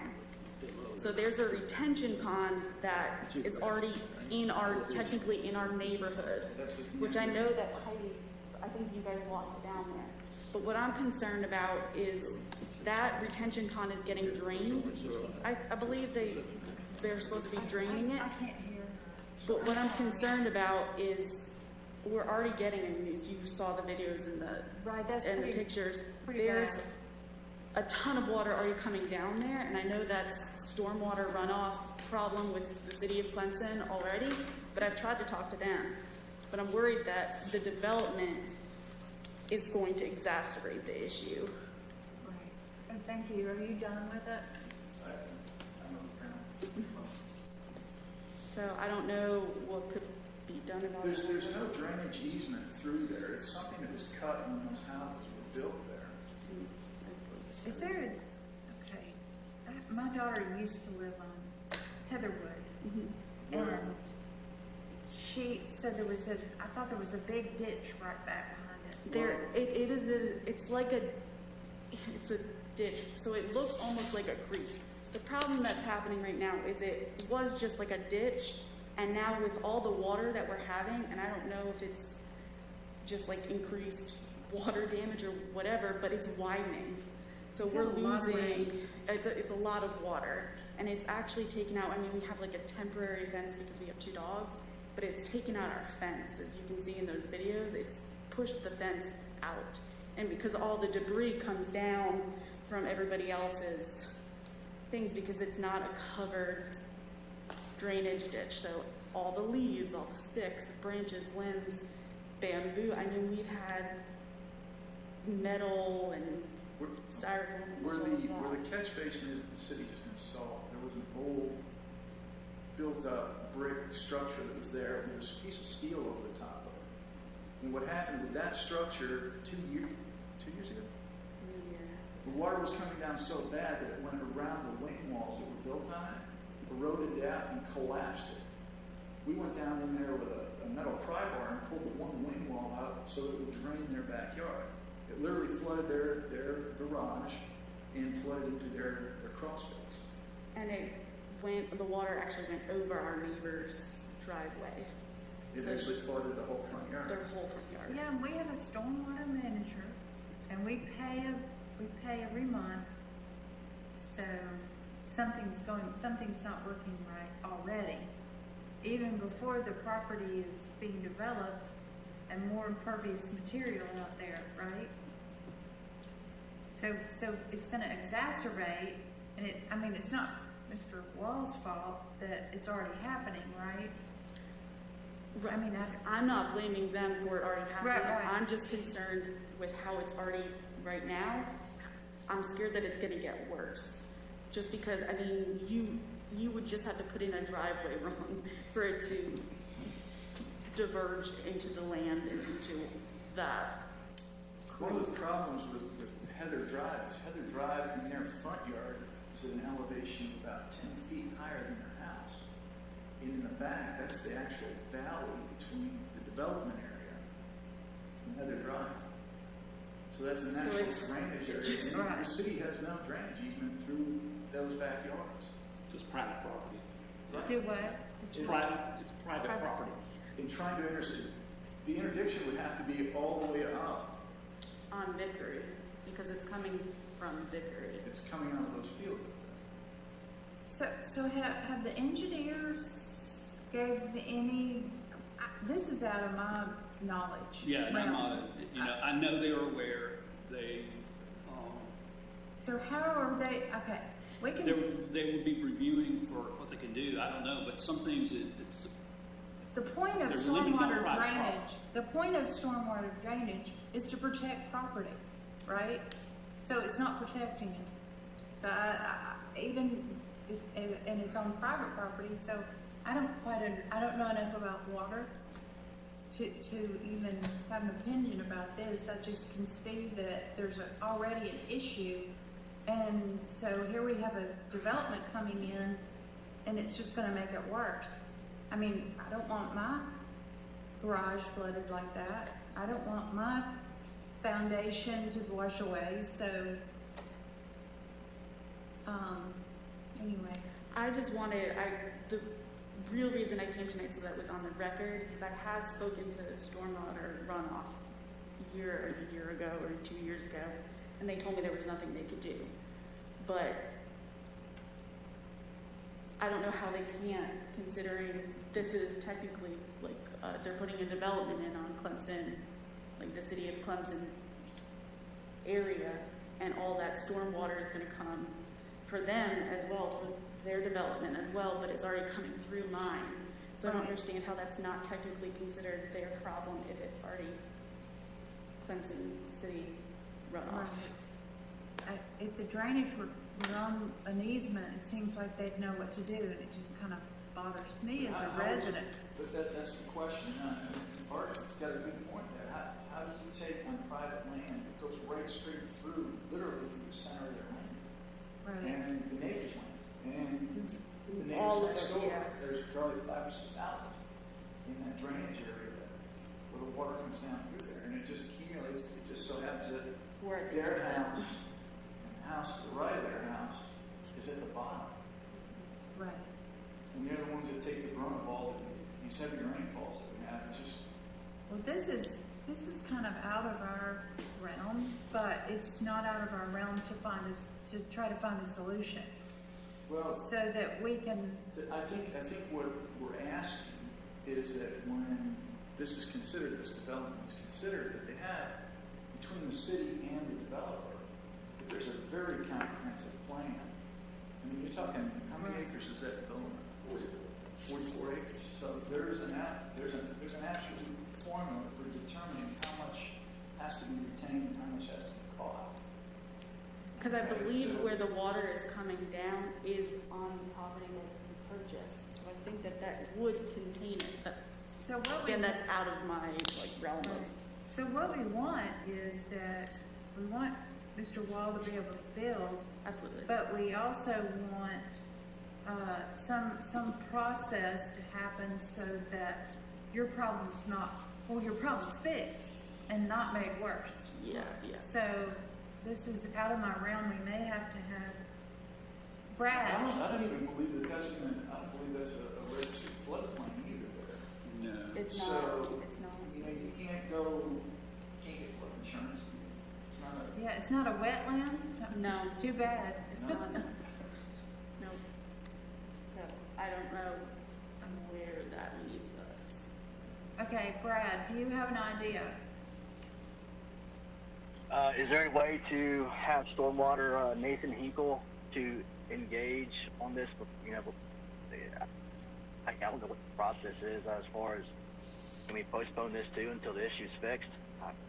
We've already postponed Clemson Meadows, but obviously I don't want to hold anything up. At the same time, this could be a problem. Can I say something? Sure. Yeah, sure. I think the point that we're missing here is that this piece of property currently does not have any stormwater management. Right. Part of our design will be to incorporate that and include it. So the point where she lives, and I'm not sure exactly where it is, but I know where the runoff is coming. It's coming off of our property as well as other property. it's right there. Which lot is it? Linwood, you said about 17, 18, 19. Okay, so you're in the corner. Yes. Okay, so the property runs from left to right, high to low. We're cutting the left side and moving it to the right side. So it's a lot of cut. We'll have a berm that basically runs down that whole side that will contain the water on our property. And if we need to put drains in, we'll put drains in. We'll run it into the detention pond. But the city engineer is not going to allow us or pass us, allow a plan that doesn't force us to keep the water on our property. That's part of the whole process. So So you may be helping. that's the engineering. I can't do anything with the water that's coming off of somebody else's property, but any water that's on our property is going to be required to be contained and put in a stormwater system and run through the detention ponds. Okay. Where this section of Vickery, where the curve is, though, that's part of your development, right there. That's the new development. Vickery Drive is Up higher. Okay, so this is down a little bit lower than that. yeah. And there is no There's no infrastructure there there's right no now. infrastructure on Vickery Drive. There's no infrastructure at all. Right, but that's the point where everything is coming from. Right. So that's So the it will part- come on our property. It'll get in our stormwater system and we'll run into the detention. Okay. So any hard surface water will be contained on our property.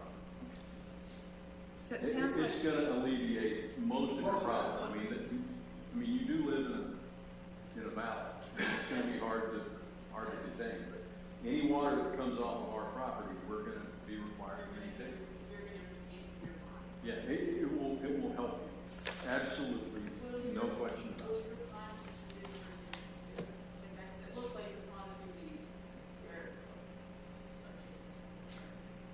Whatever the requirements are, we'll do it. I mean, if it has mosquitoes, our homeowners aren't going to want mosquitoes, so we'll take care of it. So it sounds like you're part of the solution. Yeah, absolutely. I mean, If not these. we're not going to be able to do what we want to do, and our homeowners are going to have the same issues. They don't want water running through their backyard or front yard. So, I mean, it'll be a comprehensive stormwater system, and we'll manage the water as per the requirements of the city. Thank you. Any other questions? Are there other options than going out through Linwood? No.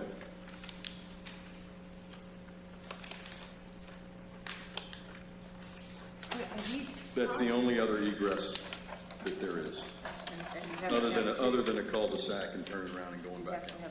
And Todd texted me a minute ago about that, said the fire marshal has looked at this one, he still wants that Linwood connection.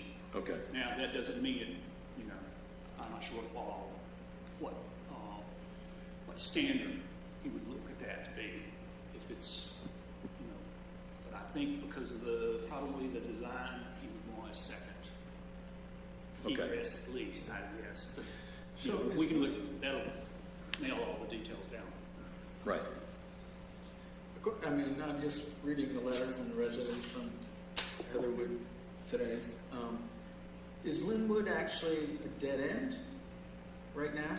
Yes. And you're going to extend that and to come out on what is it, Old Shirley? Old Shirley Road? Yeah, Old Shirley. And that, I'm not familiar. That's basically a frontage road on 123. I'm sorry? It's a frontage road on 123. Okay. Yeah, all right. Yeah. Is that the Kirby, Old Shirley? Oh, Kirby? Old Shirley? Yes. Is there going to be a fence surrounding the development? There will be landscaping. We don't know if we're going to put a fence in or not. I haven't seen that. Oh, okay.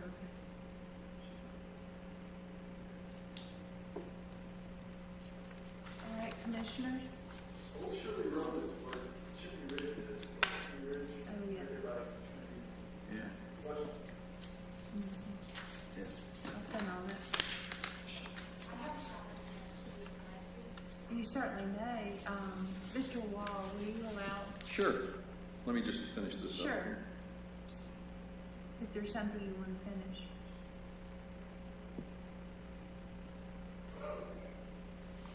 Thank you. Hi, my name is Margaret Shaughnessy, and I'm acting as a community representative for the Linwood neighborhood. I prepared a statement, and 3 of my other neighbors have prepared a statement, and I have copies for each of you. Do you mind when you're speaking in the microphone or slipping off the mouse? Does that bother you? No, it's fine. I'm just going to read a little bit of my statement, and then we can have a discussion if you'd like. My family has lived at 115 Linwood Court for 6 years. We bought the house when our first child was just starting to walk. Part of what drew us to the neighborhood was its safety and its privacy. We're tucked away on the end of a dead end, off a dead end. This gives us the freedom to walk our dog while our kids ride bikes and play in the street with their friends. My son has just reached the age that he's allowed to go further than the stop sign at the end of Linwood Court, which is a big deal for him. From my understanding, the planned development will make Linwood Drive a through street, which will invite traffic, putting an end to our carefree walks. I anticipate that Linwood has will act as a cut-through to cut the corner off of Old Shirley, and I know that you guys aren't familiar with that road, but coming out of the Linwood development, it's already an extremely blind corner. The mirror idea, we would greatly benefit from a mirror, and I've actually called about that a couple of times, and it hasn't gone anywhere. It's just a straight-up blind corner. I rely on the reflection in windows, a house across the street, to know if a car is coming. So I'm a little concerned that people will try to take our Linwood Drive as a cut-through to avoid that corner on Old Shirley. It's also my understanding that the development will have 2 entrances. Our neighborhood has a little less than 20 houses on one entrance, which is working out fine for us, and we don't see a reason to open up our street. Another one of the reasons that I love living in the Linwood neighborhood is the charming creek that runs through our property. Now I'm a little concerned about like rainwater and like getting that tested, but regardless, at this point, our kids love playing in the creek. All year round. They have no problem with January cold water at all. They just love being in there, catching fish, crayfish, salamander, all of it. And I'm already concerned, like I said in here, about the water quality in the creek, especially after it rains. I'm sure you've seen the pictures of how intense the water gets when it does rain. This project is upstream, and so there will certainly be an increase in contaminants. Any runoff, garbage, or other pollutions will come directly to us. With no testing and the proximity of a proposed retention pond and the potential for contaminated water, we can no longer let our children and their friends play in this creek, which will be devastating for them. Less or so, but important to me personally, is I have planted a weeping willow for my father with his ashes on it, on the bank of this creek. It's a sapling. I'm a little concerned that the construction and anything that washes down is going to kill this tree, which I understand is like a very small thing, but it's not for me. Sorry, that was a very recent thing. So sorry for your loss. Thank you. Besides my family, there is abundant wildlife in and around the creek. We often have deer, turkey, groundhogs, all sorts of wildlife, birds, herons, egrets. We have hawks that nest in our yard. And although they eat my garden, they're welcome guests, and we would love to keep them there. We're a little concerned that this project is going to impact the wildlife there. Aside from the physical pollution, we're concerned about the increase in noise pollution. Our neighborhood is very quiet and peaceful. You said you took a drive down it. It's a very quiet, very secluded neighborhood. So right now, I think that the noise from just construction itself would be a major disruption. And as it stands right now, we do have a house off of, I believe it's called Laverne Avenue. It's the one right before Linwood as you're coming from the four-way stop at Esquina. There is what I'm going to call a frat house there, and we already have a problem with long, very loud, late into the night parties. And we're a little concerned that we're going to have noise from two sides now. In addition to that, on a final note, I guess, the way that this has all gone down is a little upsetting to all of us. The sign for this meeting was posted at the end of the dead end. Residents have no reason to drive to the end of the dead end. Most of my neighbors, with the exception of one, did not know that this was even proposed or that the sign was even there. A lot of them feel very slighted that it was not put at the top of the neighborhood where people could actually see what was going on. The only one who knew about it was the gentleman who lives right there. When I came to talk about it with my neighbors, everyone that I talked to was not supportive of opening up Linwood Drive, and they were also quite taken aback that this was being done without their knowledge, basically, because the sign was not accessible to them. I totally understand your concerns about the other neighborhood, but as it's been stated here, our Linwood Court, our Linwood Drive, it's a very small neighborhood, home to tons of kids, and we'd really like to keep it the way it is and not have it be opened up into a through drive. Especially, I was under the impression that this was a much smaller neighborhood. 93 additional houses driving through additional people driving through our neighborhood of 15 houses is extremely problematic for us. So I don't know if you guys, that's like what I want to say about this. We're very interested you're a neighbor. I'm sorry? I said we're very interested in what you have to say because you are our neighbor. Well, thank you. Certainly. I can relate to this. When my street that I grew up on was a dead-end street, and then they put a high school at the end of it. So I kind of can relate. But what they ended up doing, I think, is we had they had access while it was being built, and then they put up a barrier after everything was built. Of course, that's not gonna help you because of the big trucks, and they tore up our street, et cetera, so I can understand. It's my understanding that we don't have to have two ways in and out, is that right? Well, Todd texted me and said the fire marshal had looked at this and he wants a connection there too. Wants and required are two very different things. And if it's a difference between having 93 houses there and not meeting the standard and having 100 houses there and meeting it, I would much rather not see my neighborhood disrupted. I know you've already gotten the brunt of my stuff. Thank you, Art, for being so understanding. But I would rather it just follow the rules and not have our neighborhood disrupted for the sake of having a second entrance to this neighborhood. Alrighty, do any commissioners have questions for our petitioner, I guess you'd say? Brad, are you still there? Yes, I'm here. Can you hear me? Yes, sir.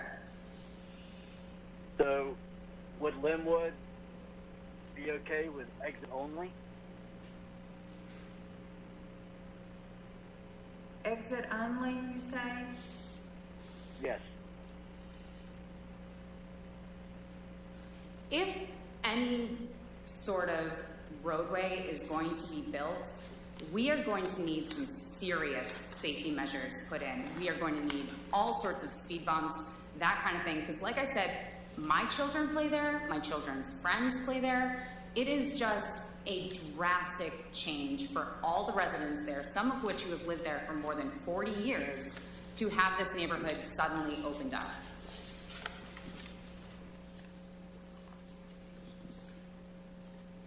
Thank you so much for your time, guys. Thank you.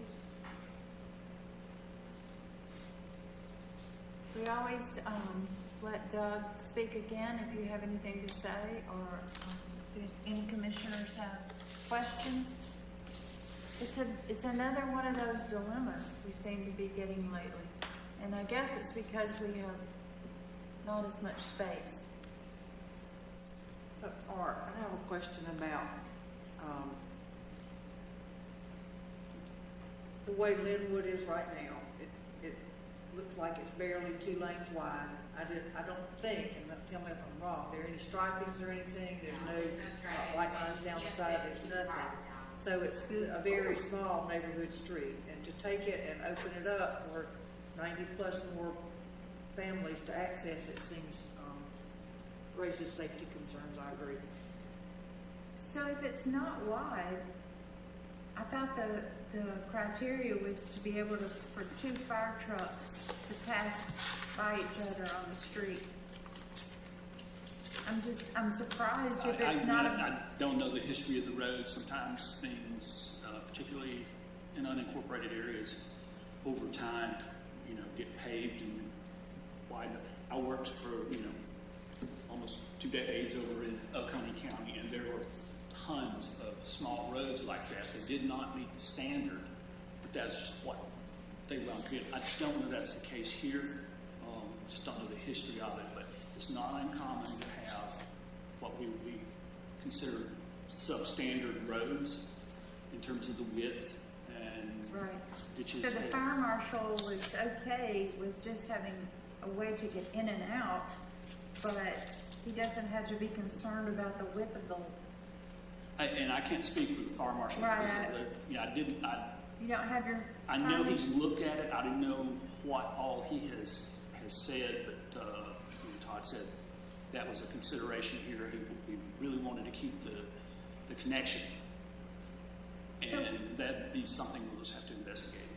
So we've been looking at this property since last year, in November, right? So I'm just trying to figure out, we're just now being required to have another in and out, egress, ingress. Is this the first time we've had to deal with that? No, it's been approved first time. No one said anything about Linwood. Well, so the first was for the rezoning. Right.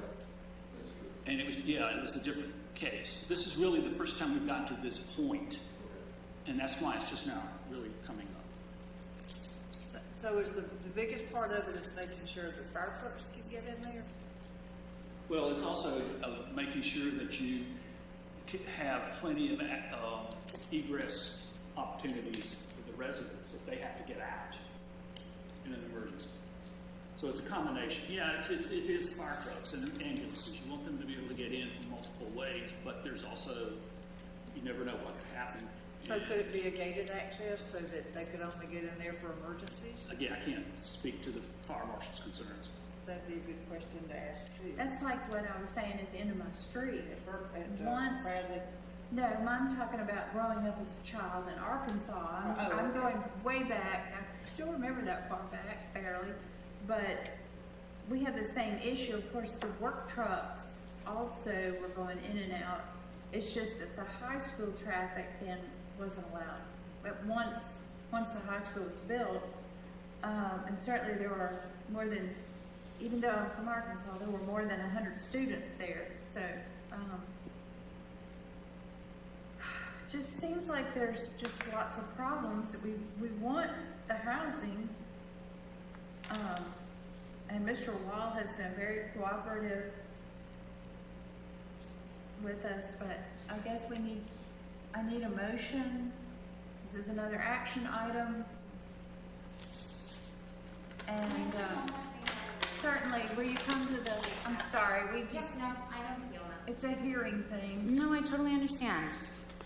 The construction trucks is a great point. Right now, it's extremely disruptive if we even have a landscaping truck. We cannot get by. No, 2 sedans cannot get by at the same time on our road. I can't even imagine giant construction trucks coming down our road. They would have to go around cars because people park half on the street, half on their lawn. They would have to go onto lawns to get a truck that size down the street if there was someone already parked on the side of the road, which happens every day, all of the time. Okay, that's right. You did say that. So there's no way 2 fire trucks can pass. No, absolutely not. So obviously the fireman or the fire marshal did not consider that it was a county road, and his jurisdiction ends. He just knows there needs, I understand. That's not his thing. So, Can I just? please. Again, this is a preliminary sketch review, so, we can flesh out any of the details on the balance of the egress between now and the next session, which is our, Once the commission is happy with the sketch plan, and, knowing that there will be details, the next step would be a master plan review, which is where you do start to get some of the engineering and all the things. thank you. Sure. Okay. So Brad, any more questions? I need a motion. So if we push this through as just a general sketch plan, then we get into the master plan, we can kind of redefine and tune this up a little bit with access on Linwood, make it more safer, feasible for the residents there, possibly just the exit only, kind of minimize the traffic impacts. Because, what the lady's saying in Linwood, it does carry some weight. You have to listen to her. I'll have to say right now. I can't understand you, Brad. I'm so sorry. Speak slowly, maybe? I'll just text it to you, or maybe just send out an email. I'm doing the best I can. I'm sorry. I know. It's just better if we can all be here, but we understand you have extenuating circumstances. I have great concern. This neighborhood is just not designed for this traffic. But that's all I have to say. So I just need a motion, if there is one, and a second. I don't know how we address the concerns adequately. And certainly the development, Doug has done nothing wrong. No. But it's a situation that we've got many residents that are very concerned, and rightfully so. For us to have to vote a yes or a no on this right now, it just doesn't seem appropriate. And I don't know what's the logical step here is somewhere, somehow, and Doug, I guess it would come back to you, is coming back with a much more detailed plan on the water issue as well as the road issue. And now, if that means that's the next step and we have to say yes to get to that, okay, that's one thing. But I'm very concerned for your efforts, because I know you've been very cooperative and you've been back 3 times. I'm also very concerned about the residents and the concerns that they have. And voting up or down right now just doesn't seem appropriate. But I hate to postpone again either. What's the option, Art? Well, I mean, that's the issue. If the commission is not satisfied that it's ready to go to the master plan, then if you know the specific things you want more detail on, we continue our scheduling. I mean, we usually move ahead when it's obvious the commission is satisfied, and but if you're not satisfied. I mean, in order for us to address the drainage issues, we've got to have a master plan. I mean, we're going to have to hire an engineer. We're going to need to do all of that work. I know. And in order for us to do that, we need to be able to move forward from here. Relative to the ingress egress, that's right now being dictated by, it sounds like, the city. And if that's something that we need to flesh out, we can certainly flesh that out at the master plan stage. But, voting yes or no at this point, we can get to a point where get your questions answered between now and then at the final stage, or at the... Yeah, there's 3 stages, so it'd be the second stage. Second stage. I can't imagine a solution to the ingress and egress that is satisfactory to the residents. I don't know. I can see the water issue that appears that can be resolved. I don't know if the county has any, if it's a county road, and I don't know what their requirements. What are their requirements? We don't know that. Yeah, I'm just not familiar with understanding that. I feel like I just feel Go ahead. we're in an Impossible situation no-win because situation for everybody. it's like we don't want Doug to go. We want him to have some homes to build, but if we're going to have an issue with the county that we can't resolve, then what do we do? I don't know the answers.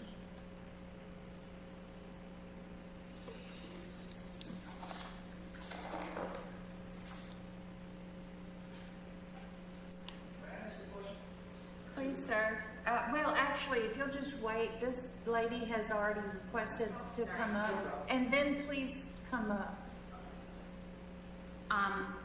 One thing that I'm a little concerned about is Clemson requiring something of a road that is in Central. I don't understand how Clemson can require something that's going to affect a road that is technically in Central. And what does that mean for my neighborhood? Is my neighborhood going to be rezoned? We're a little concerned about these things because we are on the line. This is the line. Like, where our street ends is where Clemson begins. So what is going to happen there?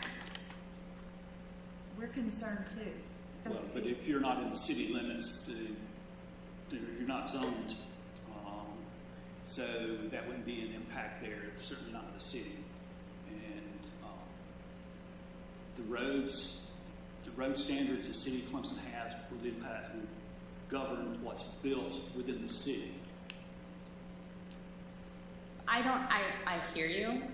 I just don't understand how, again, the city, I understand that we're unincorporated, we are the county, but it just does not make sense to me that the city of Clemson would impose something so disruptive to a neighborhood that doesn't even, has like little to no say in it, basically, because we're not Clemson. But don't they have access to city council? I'm sorry, county council? When I called, I was not given any information about that. I was told I should come here, present my This case is where here. this is being started. This is a good place for you to be. We just haven't been faced with anything like this, and that's why I've said since I talked to Todd texting, is where's our jurisdiction? And it's hard for me to accept something that's going to harm with our neighbors. But I don't have any jurisdiction over it. We don't. I'd like to ask two questions. Probably, I don't know if this gentleman can answer the question or not. What infrastructure as far as water, sewer is up there? Sorry, say it again? Water and sewer. Right. Who's paying for the water and sewer? The other thing is the road that this lady is talking about, Linwood. What class road is that can support the weight of cement trucks, fully loaded, say 11-yard cement trucks? It can't. It'll just break it right up. And my case in point is Clarendon Drive in Clemson when Coach Sweeney's house was built. That road still hasn't been repaired from all the heavy trucks that went down Clarendon Drive to put all those retaining wall rocks in. That road was broken up on both sides. You had water main breaks. You had all sorts of problems up there. So what is going to happen on Linwood Drive where these folks live? What's going to happen on Vickery?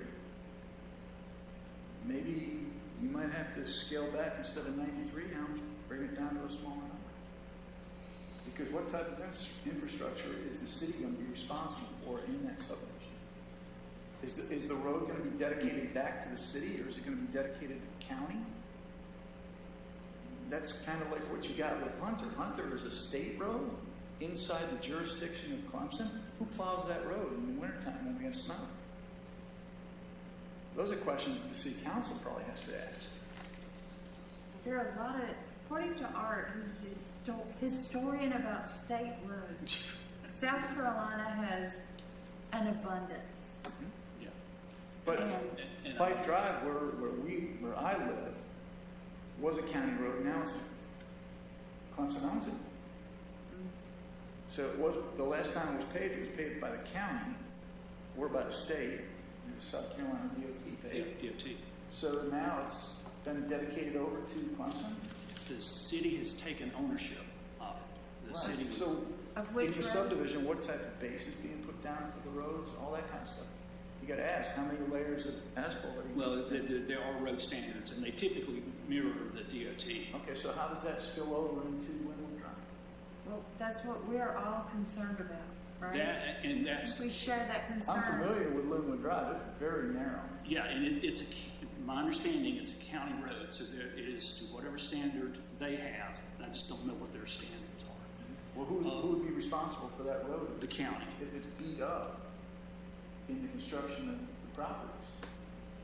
It's just, again, it goes back to Clarendon Drive.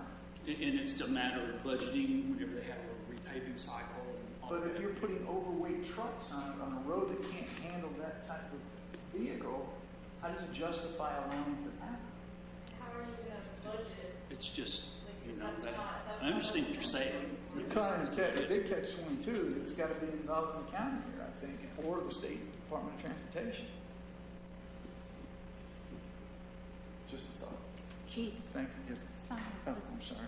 Thanks, Kelly. Any other comments? Any motion? But I'm sorry for being You are so not. difficult, I guess. It appears to me that the road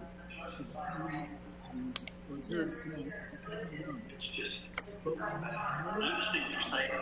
car said it gets too. It's got to be involved in the county, or the State Department of Transportation. But we have no information about Brad, can you hear us? This is Todd. Can you hear me? Yeah, that's Todd's my phone. We're getting a lot of feedback in here. We can't hear anybody. The road.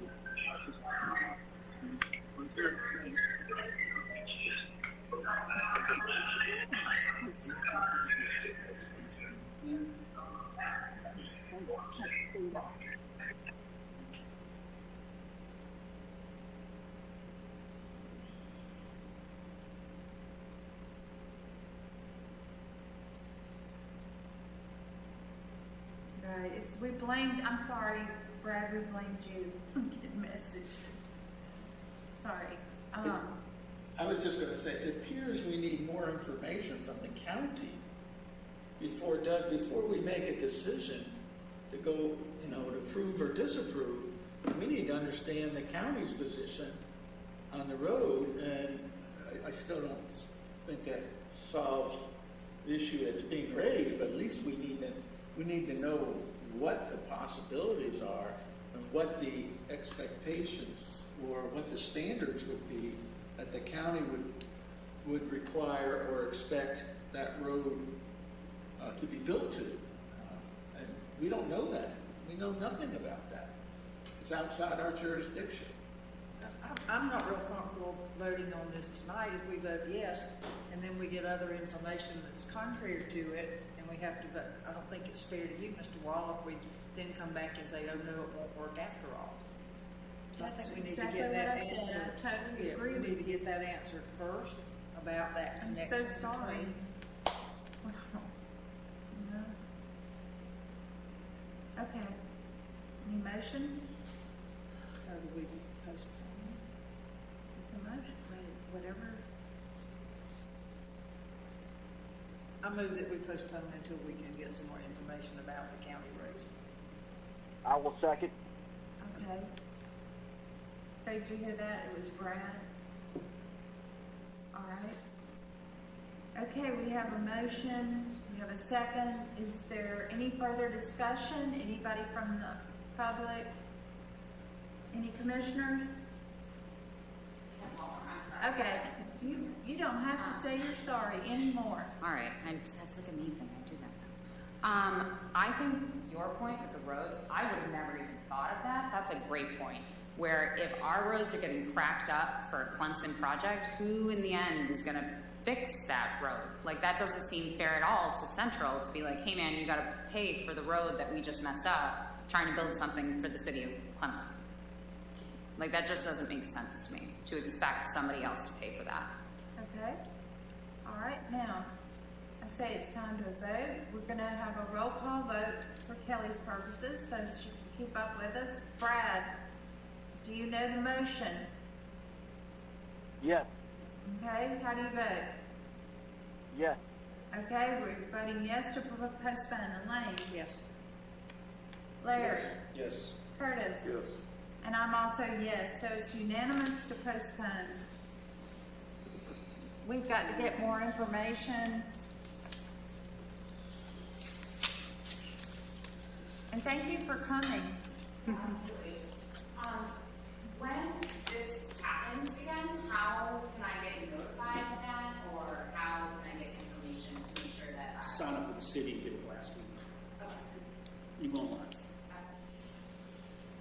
All right, we want to be sure that everybody, I do have a point here. I want to go back to what Curtis was alluding to in the earlier postponement. Who moves this forward?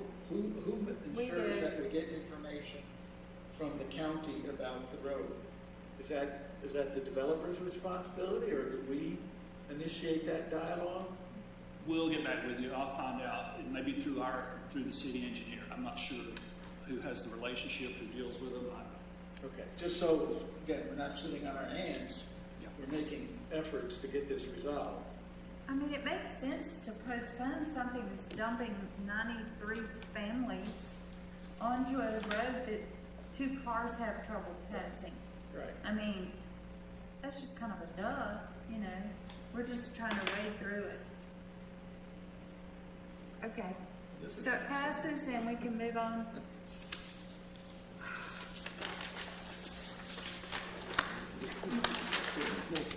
And I'm assuming we've had no phone calls, Rick? Okay. So now we have moved to item 5, which is advisory items. Do we have none? Ooh, good. No, I mean, okay. All right, do we have any discussion items? Okay. Aha. Staff reports, which will include the update on the comprehensive plan edits. Is staff prepared to present? And just so you know, I have questions that I have sent to talk to Art. Yeah, we're trying to wrap up everything you've had. You've got drafts of all of the consultants' recommendations. And so we're trying to finalize them as much. I know we've had Larry has given me some, I think I have 6 on my board right now, and you gave me earlier off back that still have to be resolved. So I know a couple of them are just like formatting things that happen when converting documents to PDF. So those will be taken care of automatically, but there are a couple other things that we'll figure out how to best present it. But if everybody would take a look at all of them, make sure that you've had a chance to review all of those drafts as much as you need to. I would definitely appreciate more time I did look at facilities and a couple of others, but I haven't finished. Okay, well, the consultant is ready and waiting. I emailed back and forth with her today. Do we have a deadline? And as soon as possible. ASAP? Yeah, Like last at week. midnight? But and tonight, I guess related to that, I printed this at Mary Beth's request.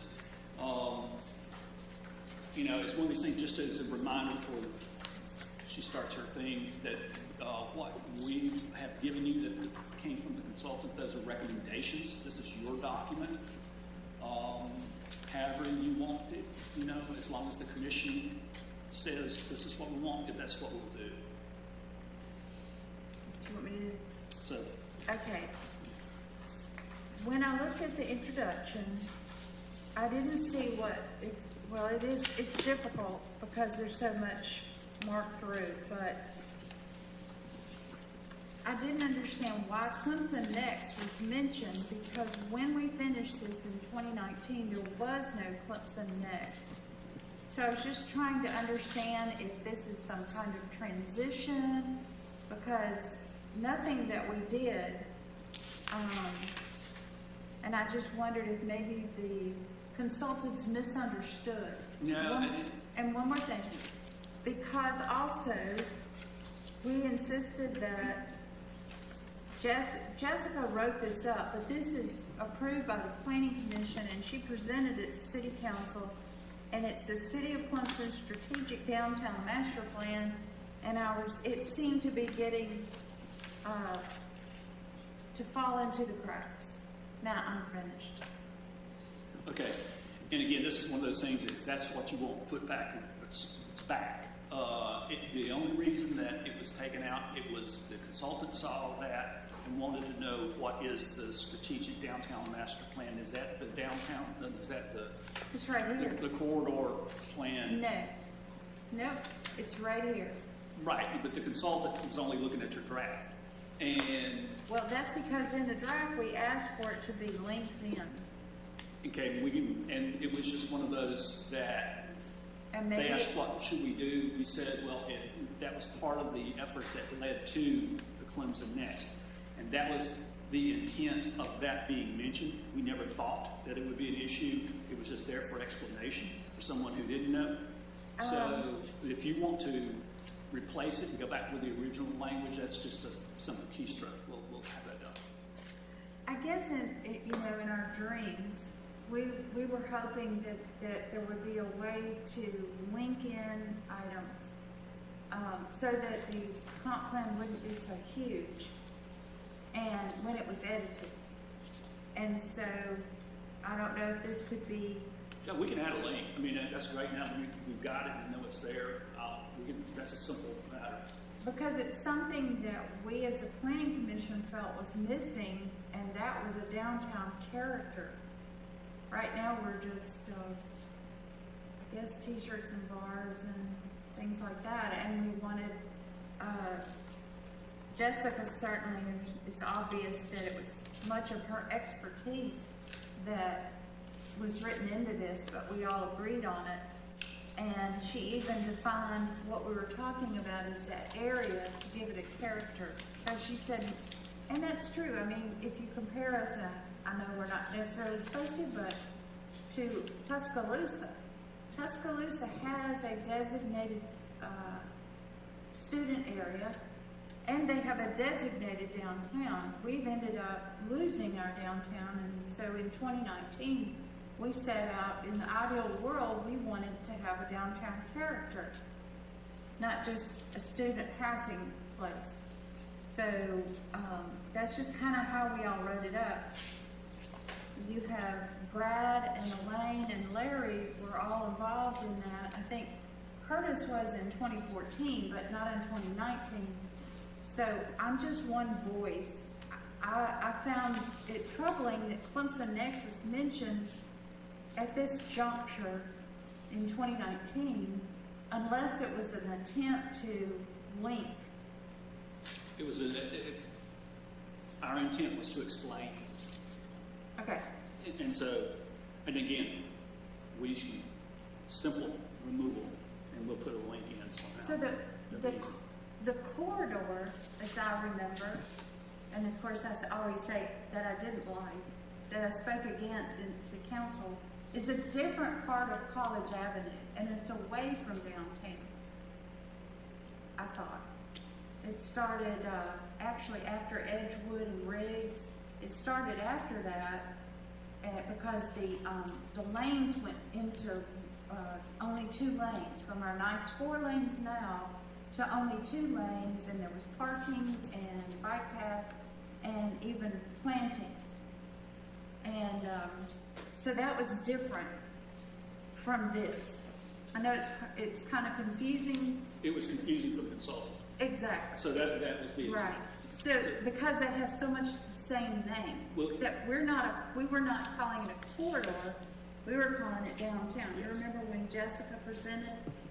Yeah, this was. Yes. It was after the corridor study plan was yes. done. But we can change it. I'll send you. So there's 2 things, and you may, even though I don't like it, you may want to have the downtown corridor. I'm sorry, whatever it's called, downtown corridor plan. But this is a strategic master plan for the downtown of Clemson. We'll work on some sort of clarification. Okay, that was all. I think it was just an honest mistake. That's all I have to say about it. Unless anybody else wants to Are chime you in. okay with leaving, if there's just this one reference, you make a good point about that, because for everything we did that I thought was just getting edited was from 2019. Right. But is this the only place Clemson Next is mentioned? I didn't see it in the I did a things that I research. reviewed. That's where it came. I did not see it, and I didn't do a search because I didn't see it in the little bit that if I audited what I read. It's just that one sentence that says that, and it links it to the Clemson Next website. I'm okay with that. What? Taking that out? Or leaving it in. I guess it got confusing. If they want to leave it in, they need to use it as in the future, something to do with the future outside of 2019. I can understand linking some way to explain, but that's not anything that the planning commission voted to accept. That's all.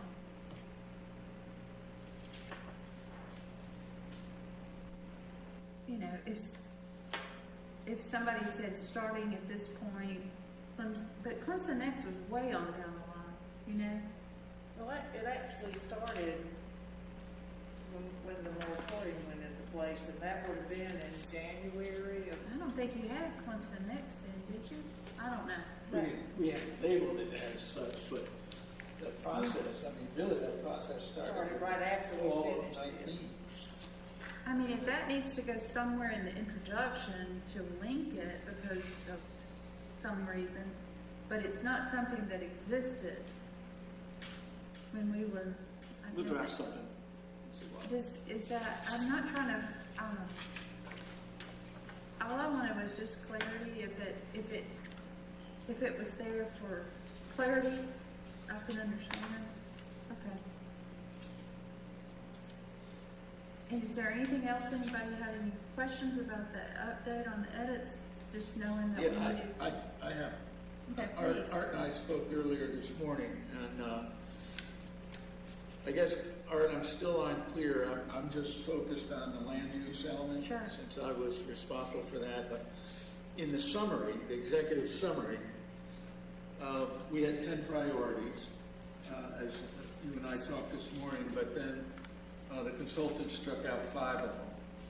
Now, we need to know, those are still our 10 priorities. The other 5, I'm assuming they were struck out because they exist somewhere else in some of the think so, other yeah, I think that was the reason elements. for those. We need to know where they are. Okay. And secondly, I'm assuming it's the same reasoning here. The new strategies, the new goals and strategies that we added in the land use plan, again, several of those were struck. And I'm assuming, again, because they were repetitious with other elements. But again, we need to know where they are. Not that they're eliminated, because we don't want any of them eliminated. Can you do something that makes this? Well, there's so many of them.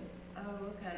There's I just mean- about every one of these is I a really change. thought the only thing they were gonna be doing was making editorial changes right now, and it really doesn't make any sense to me to be spending this kind of time and money trying to get this done when we won't even get it spit out good and we're gonna be starting on the next plan. Yeah. I'm just saying, where they are eliminated, we need to know where they are, because they should not be eliminated in the sense of they're gone. Right. I'm assuming they were eliminated in the land use element because they exist in one of the other elements. I'll get So the we need to document be Todd did. assured. We'll get together. And I brought the wrong, I made 2 copies and I brought the wrong one, but for example, goals, no, I won't even try that. Let me just leave it at that. Where goals or strategies have been struck in the land use element, its summary especially, in the summary, we need to know where they are. That's what we talked about. We don't want to cross-referencing eliminate when we it. first did these. We talked about cross-referencing, so we would know if they were in housing and land use. They were just in both places. Somehow there's got to be a That was cross-reference. the whole. And It's being dropped here because it's contained over in transportation. And there's none of that explained in what I looked through the housing. There was nothing explaining why those things have been changed lately. Right. I'm just assuming it's because of redundancy. Not that they. Yeah, those are the only ones that I know of that were taken out. Yeah, I with the can't imagine redundancies. that the consultants were given any authority Yes. to remove, Yeah. modify content or intent. And again, their work is a suggestion, so. Yeah, the editorial, the wordsmithing. so That's when fine. we envisioned this, it was to be an archive and a reference. So to Elaine's point, she's wondering why I was spending so much time on it. Well, it's also maybe a jumping off point or a history that doesn't need to be repeated, and we hope that they will improve on it in the future, that maybe there won't be so many objectives, goals, and strategies or whatever. But that's how we were always, as you remember, in 2014, we've always been instructed a certain way to do this. And so since we couldn't rewrite it, I guess we could have said, in the future, y'all need to, whoever's doing this needs to find a better way. This is so it can be, user-friendly. Well, Mary Beth is a total independent, because I really wasn't involved in the write-up other than contributing from the editorial standpoint in 18 for one section. Oh, yeah, you did do that.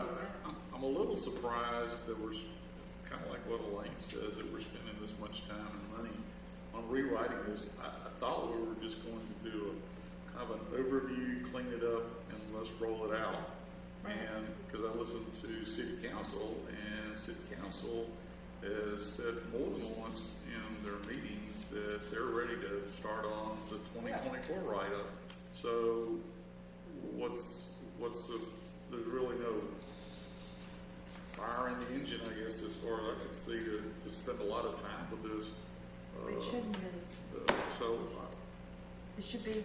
It's just that it was changed in a way that didn't sound right. Well, you know, if it's an archive, and it's supposed to be archived, it's supposed to be kept, the end, and then. So I was surprised I see so many changes in the document.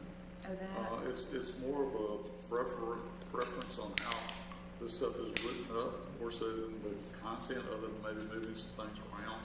So I just don't really understand that just as a totally independent party here, because I really wasn't involved in the big write-up that the planning council did. If I were in charge in the future, I'm sorry, and I was asked to do facilities, I'd go look at this. I'd go look at facilities. If I were in charge of land use, I might look at land use and the land regs, just as a background, as some history, what has been done, and to just educate myself.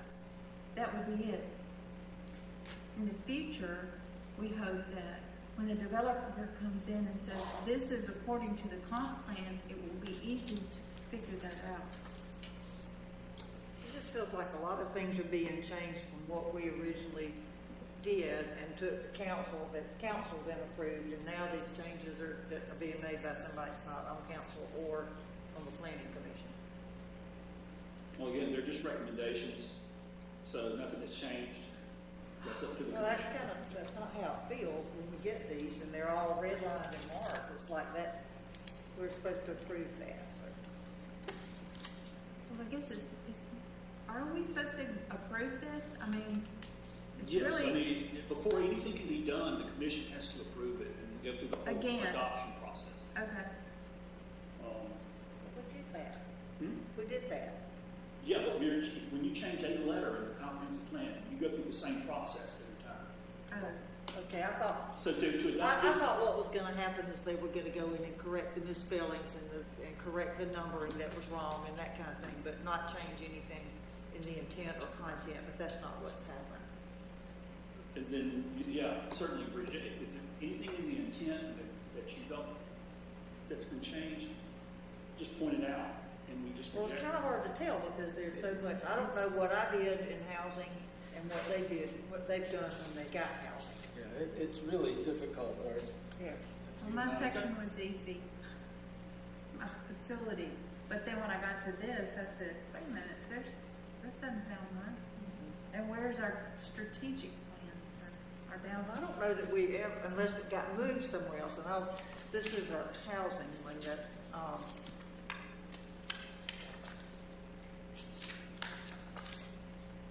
the one that's totally marked out and it's not one that we said to cross-reference is 643.1. Research, apply for and implement grants to assist with infrastructure costs to assist in providing buildable lots for low and moderate income individuals and families. It's not cross-referenced anywhere, but it's totally struck. Now, if that's something, I don't remember us doing that. The other one is, there was one about flood grants, but there was the one about where to build. Remember it, Larry, when we talked about the, let's see it now. So just some of the, I just don't know what we did and what they've done and how they've changed it, which makes it very hard for me to say I can approve it.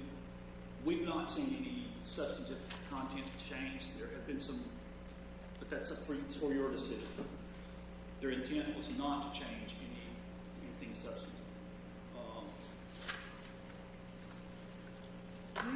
Okay, unless somebody brings it to your attention, you're not gonna know, so. We spent so much time in 2019 on it, I don't feel like spending that much time on it again to make sure they've done what we said or didn't say. It didn't take me long to go through facilities, maybe mine was just easy.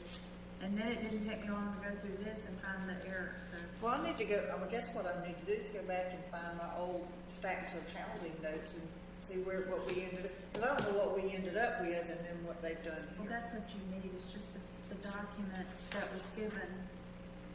They have paper copies, because you all gave documents to the city council Right. in October or November of 2019.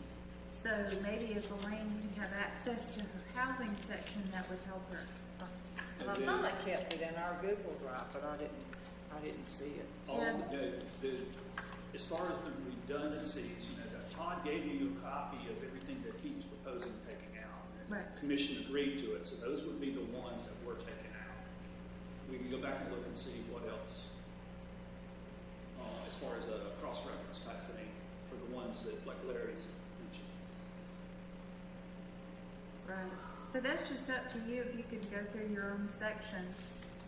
I think I looked at Helen, looked at natural resources. Okay? So I guess by a certain date, they're gonna be done with it and pay the bill. We need a determination from the commission that, we're good, so we can know what they can okay. accept. Okay. I mean, right now, they're done. Okay. Just waiting on what, if there's any other things they need to put back or they need to change. Do you need another month? Do you need a week? I don't much feel like doing anything with it. Okay. We're gonna start over. Just let it go. Yeah, Okay. but I will express those concerns about things being changed, questions about whether they were changed or not, that we did or didn't do. Well, I just did some today. And I think Larry had some questions. I think a good, I may be wrong, but a good starting point, Art, now, I think, is that you and Todd and the rest of the staff need to sit down with what the consultants have done and everything that they've struck out. You have to verify that it's somewhere else in the revised comprehensive plan, because nothing should be struck. Nothing. Well, there were I remember there were whole sections that were repeated, and I can't. Well, right, the redundancy. Those things. And that's what we've done. The redundancy is what I'm getting, yes, you're right. Let me clarify my statement. If in one element there are goals and objectives stated that have been stated elsewhere, and you've struck them in this element, then we need to know that. Right now, we don't know that. You've got 5 priorities that you struck in the land use element. I don't know where those 5 priorities exist somewhere else in the comprehensive plan, because they should be eliminated. The redundancy issue, the only reason they should be struck is that they exist somewhere else in the comprehensive plan. That's what we need to know, that we need to know that in every one of them. Well, if no one else is questioning it, though, if you want to question your section, go question with Paul. If Elaine is reviewed, and this is just me thinking, I've reviewed facilities, I was fine. Elaine has reviewed housing, she may or may not be fine, but it's up to her, I would think, to That's the reason you were given a copy of the proposed present it. redundancies. So you could have told us that something's, Well, I thought we specifically asked for things to be. I tried to figure out how I could determine where they are. And the only way that I can determine where the 5 priorities Yes, that have been eliminated from the land use element. The only way I could determine what they Bring that are up. is to That's what read you all wanted to do. 10 elements. That's the only way I could figure it out. Quite honestly, I wasn't willing to do that. I wasn't going to read 200 pages to find out where these 5 priorities had been eliminated, where they now reside in other elements. So if you want to accept it as it is, you can just tell him, I accept it. But if you want it researched and gotten back to you, that is your prerogative as a commissioner. Well, what I'm saying is that I need to know where those, I'm just saying, for example, where are those 5 priorities that were eliminated in the executive summary for land use? Where do they exist somewhere else in the document? Because they shouldn't have been eliminated in their entirety. I see removing them, maybe removing is a better word.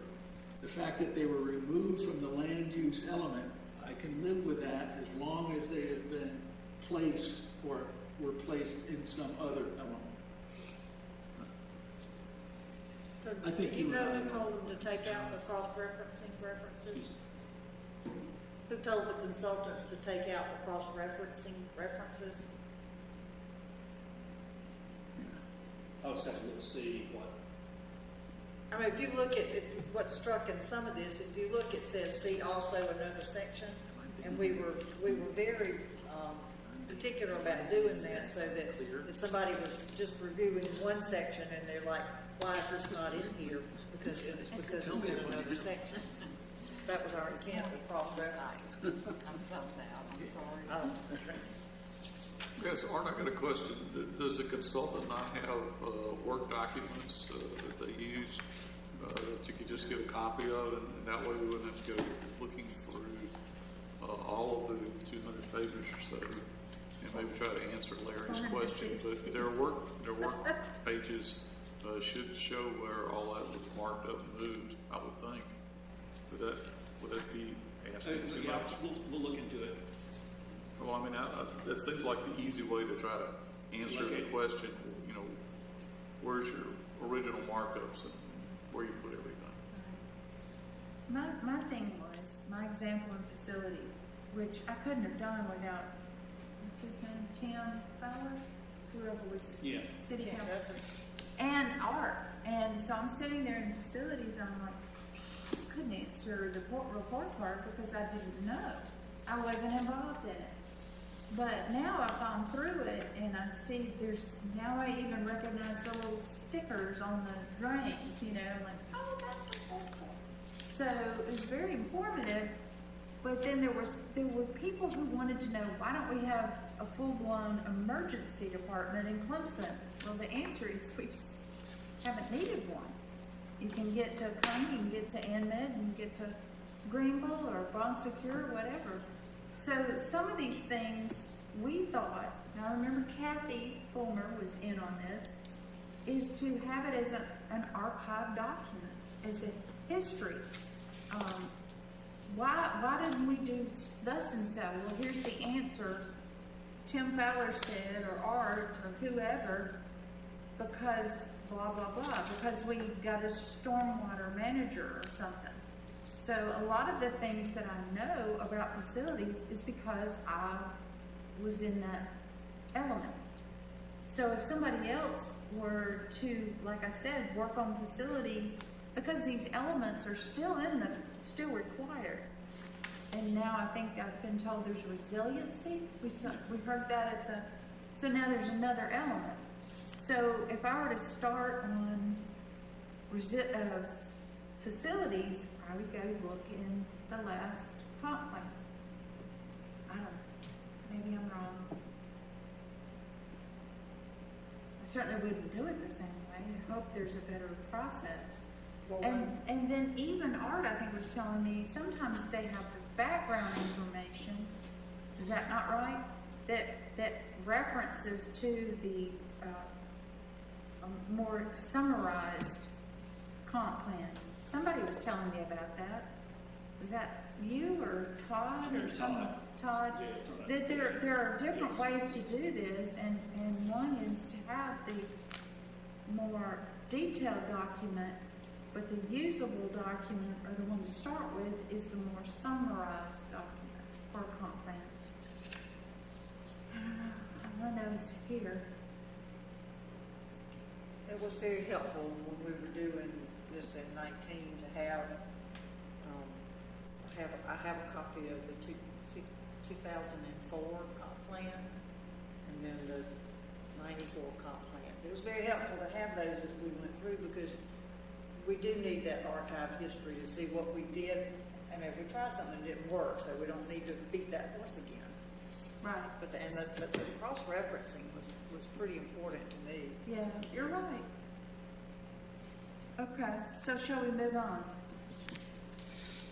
Okay, so we've gotten past comp plan. Item 8, Planning Commission representation at council meetings. Now, the R7, I think is coming up for first reading next Monday. Submit the paperwork tomorrow, so to get it on the agenda. So, does anybody need to be there Monday at council? Yeah, so that includes, I'm not sure that is a commission-related item, so. Oh, you're not sure, so we don't necessarily need to be there? No, I mean, I'm saying it's a commission-related item. If you have concerns, we'll have it presented, but as far as someone being available to answer Right. questions, if you have concerns about that. I've never been asked. I think Elaine has. So, does anybody? And I'll be there Monday night if you want. Let's just put you down there. Yeah, because Catherine and I are going to talk about the sesquicentennial plans. Oh, good. Yay. Anybody else want to be there? Okay, update on the Strategic Plan Implementation Committee, which is what it used to be called, not next, right? I mean, in the old days. So is there any update, or has that moved on and broken up into committees? Do we need an update? Sorry? Do we need to keep this on the list? No, let's take it out. It's gone, right? Take it off as a standing item? Yes, sir. Future workshops and other events. Let's see, we were all at the training last Thursday. So, where's our certificates? For our You want a certificate? That's, Oh, yeah, I thought- as I said, no. let us know. Because we're gonna- No, I'm kidding, I'm just That's the kidding. thing. We were gonna, if you You need, didn't know, let us know. We I get you. put it in my scrapbook. Actually, I don't like wrong one. Okay. Is there a motion to adjourn? So moved. All those in favor, voice vote. Brad, do you vote to adjourn? Hallelujah, yes. Okay, I do too. It's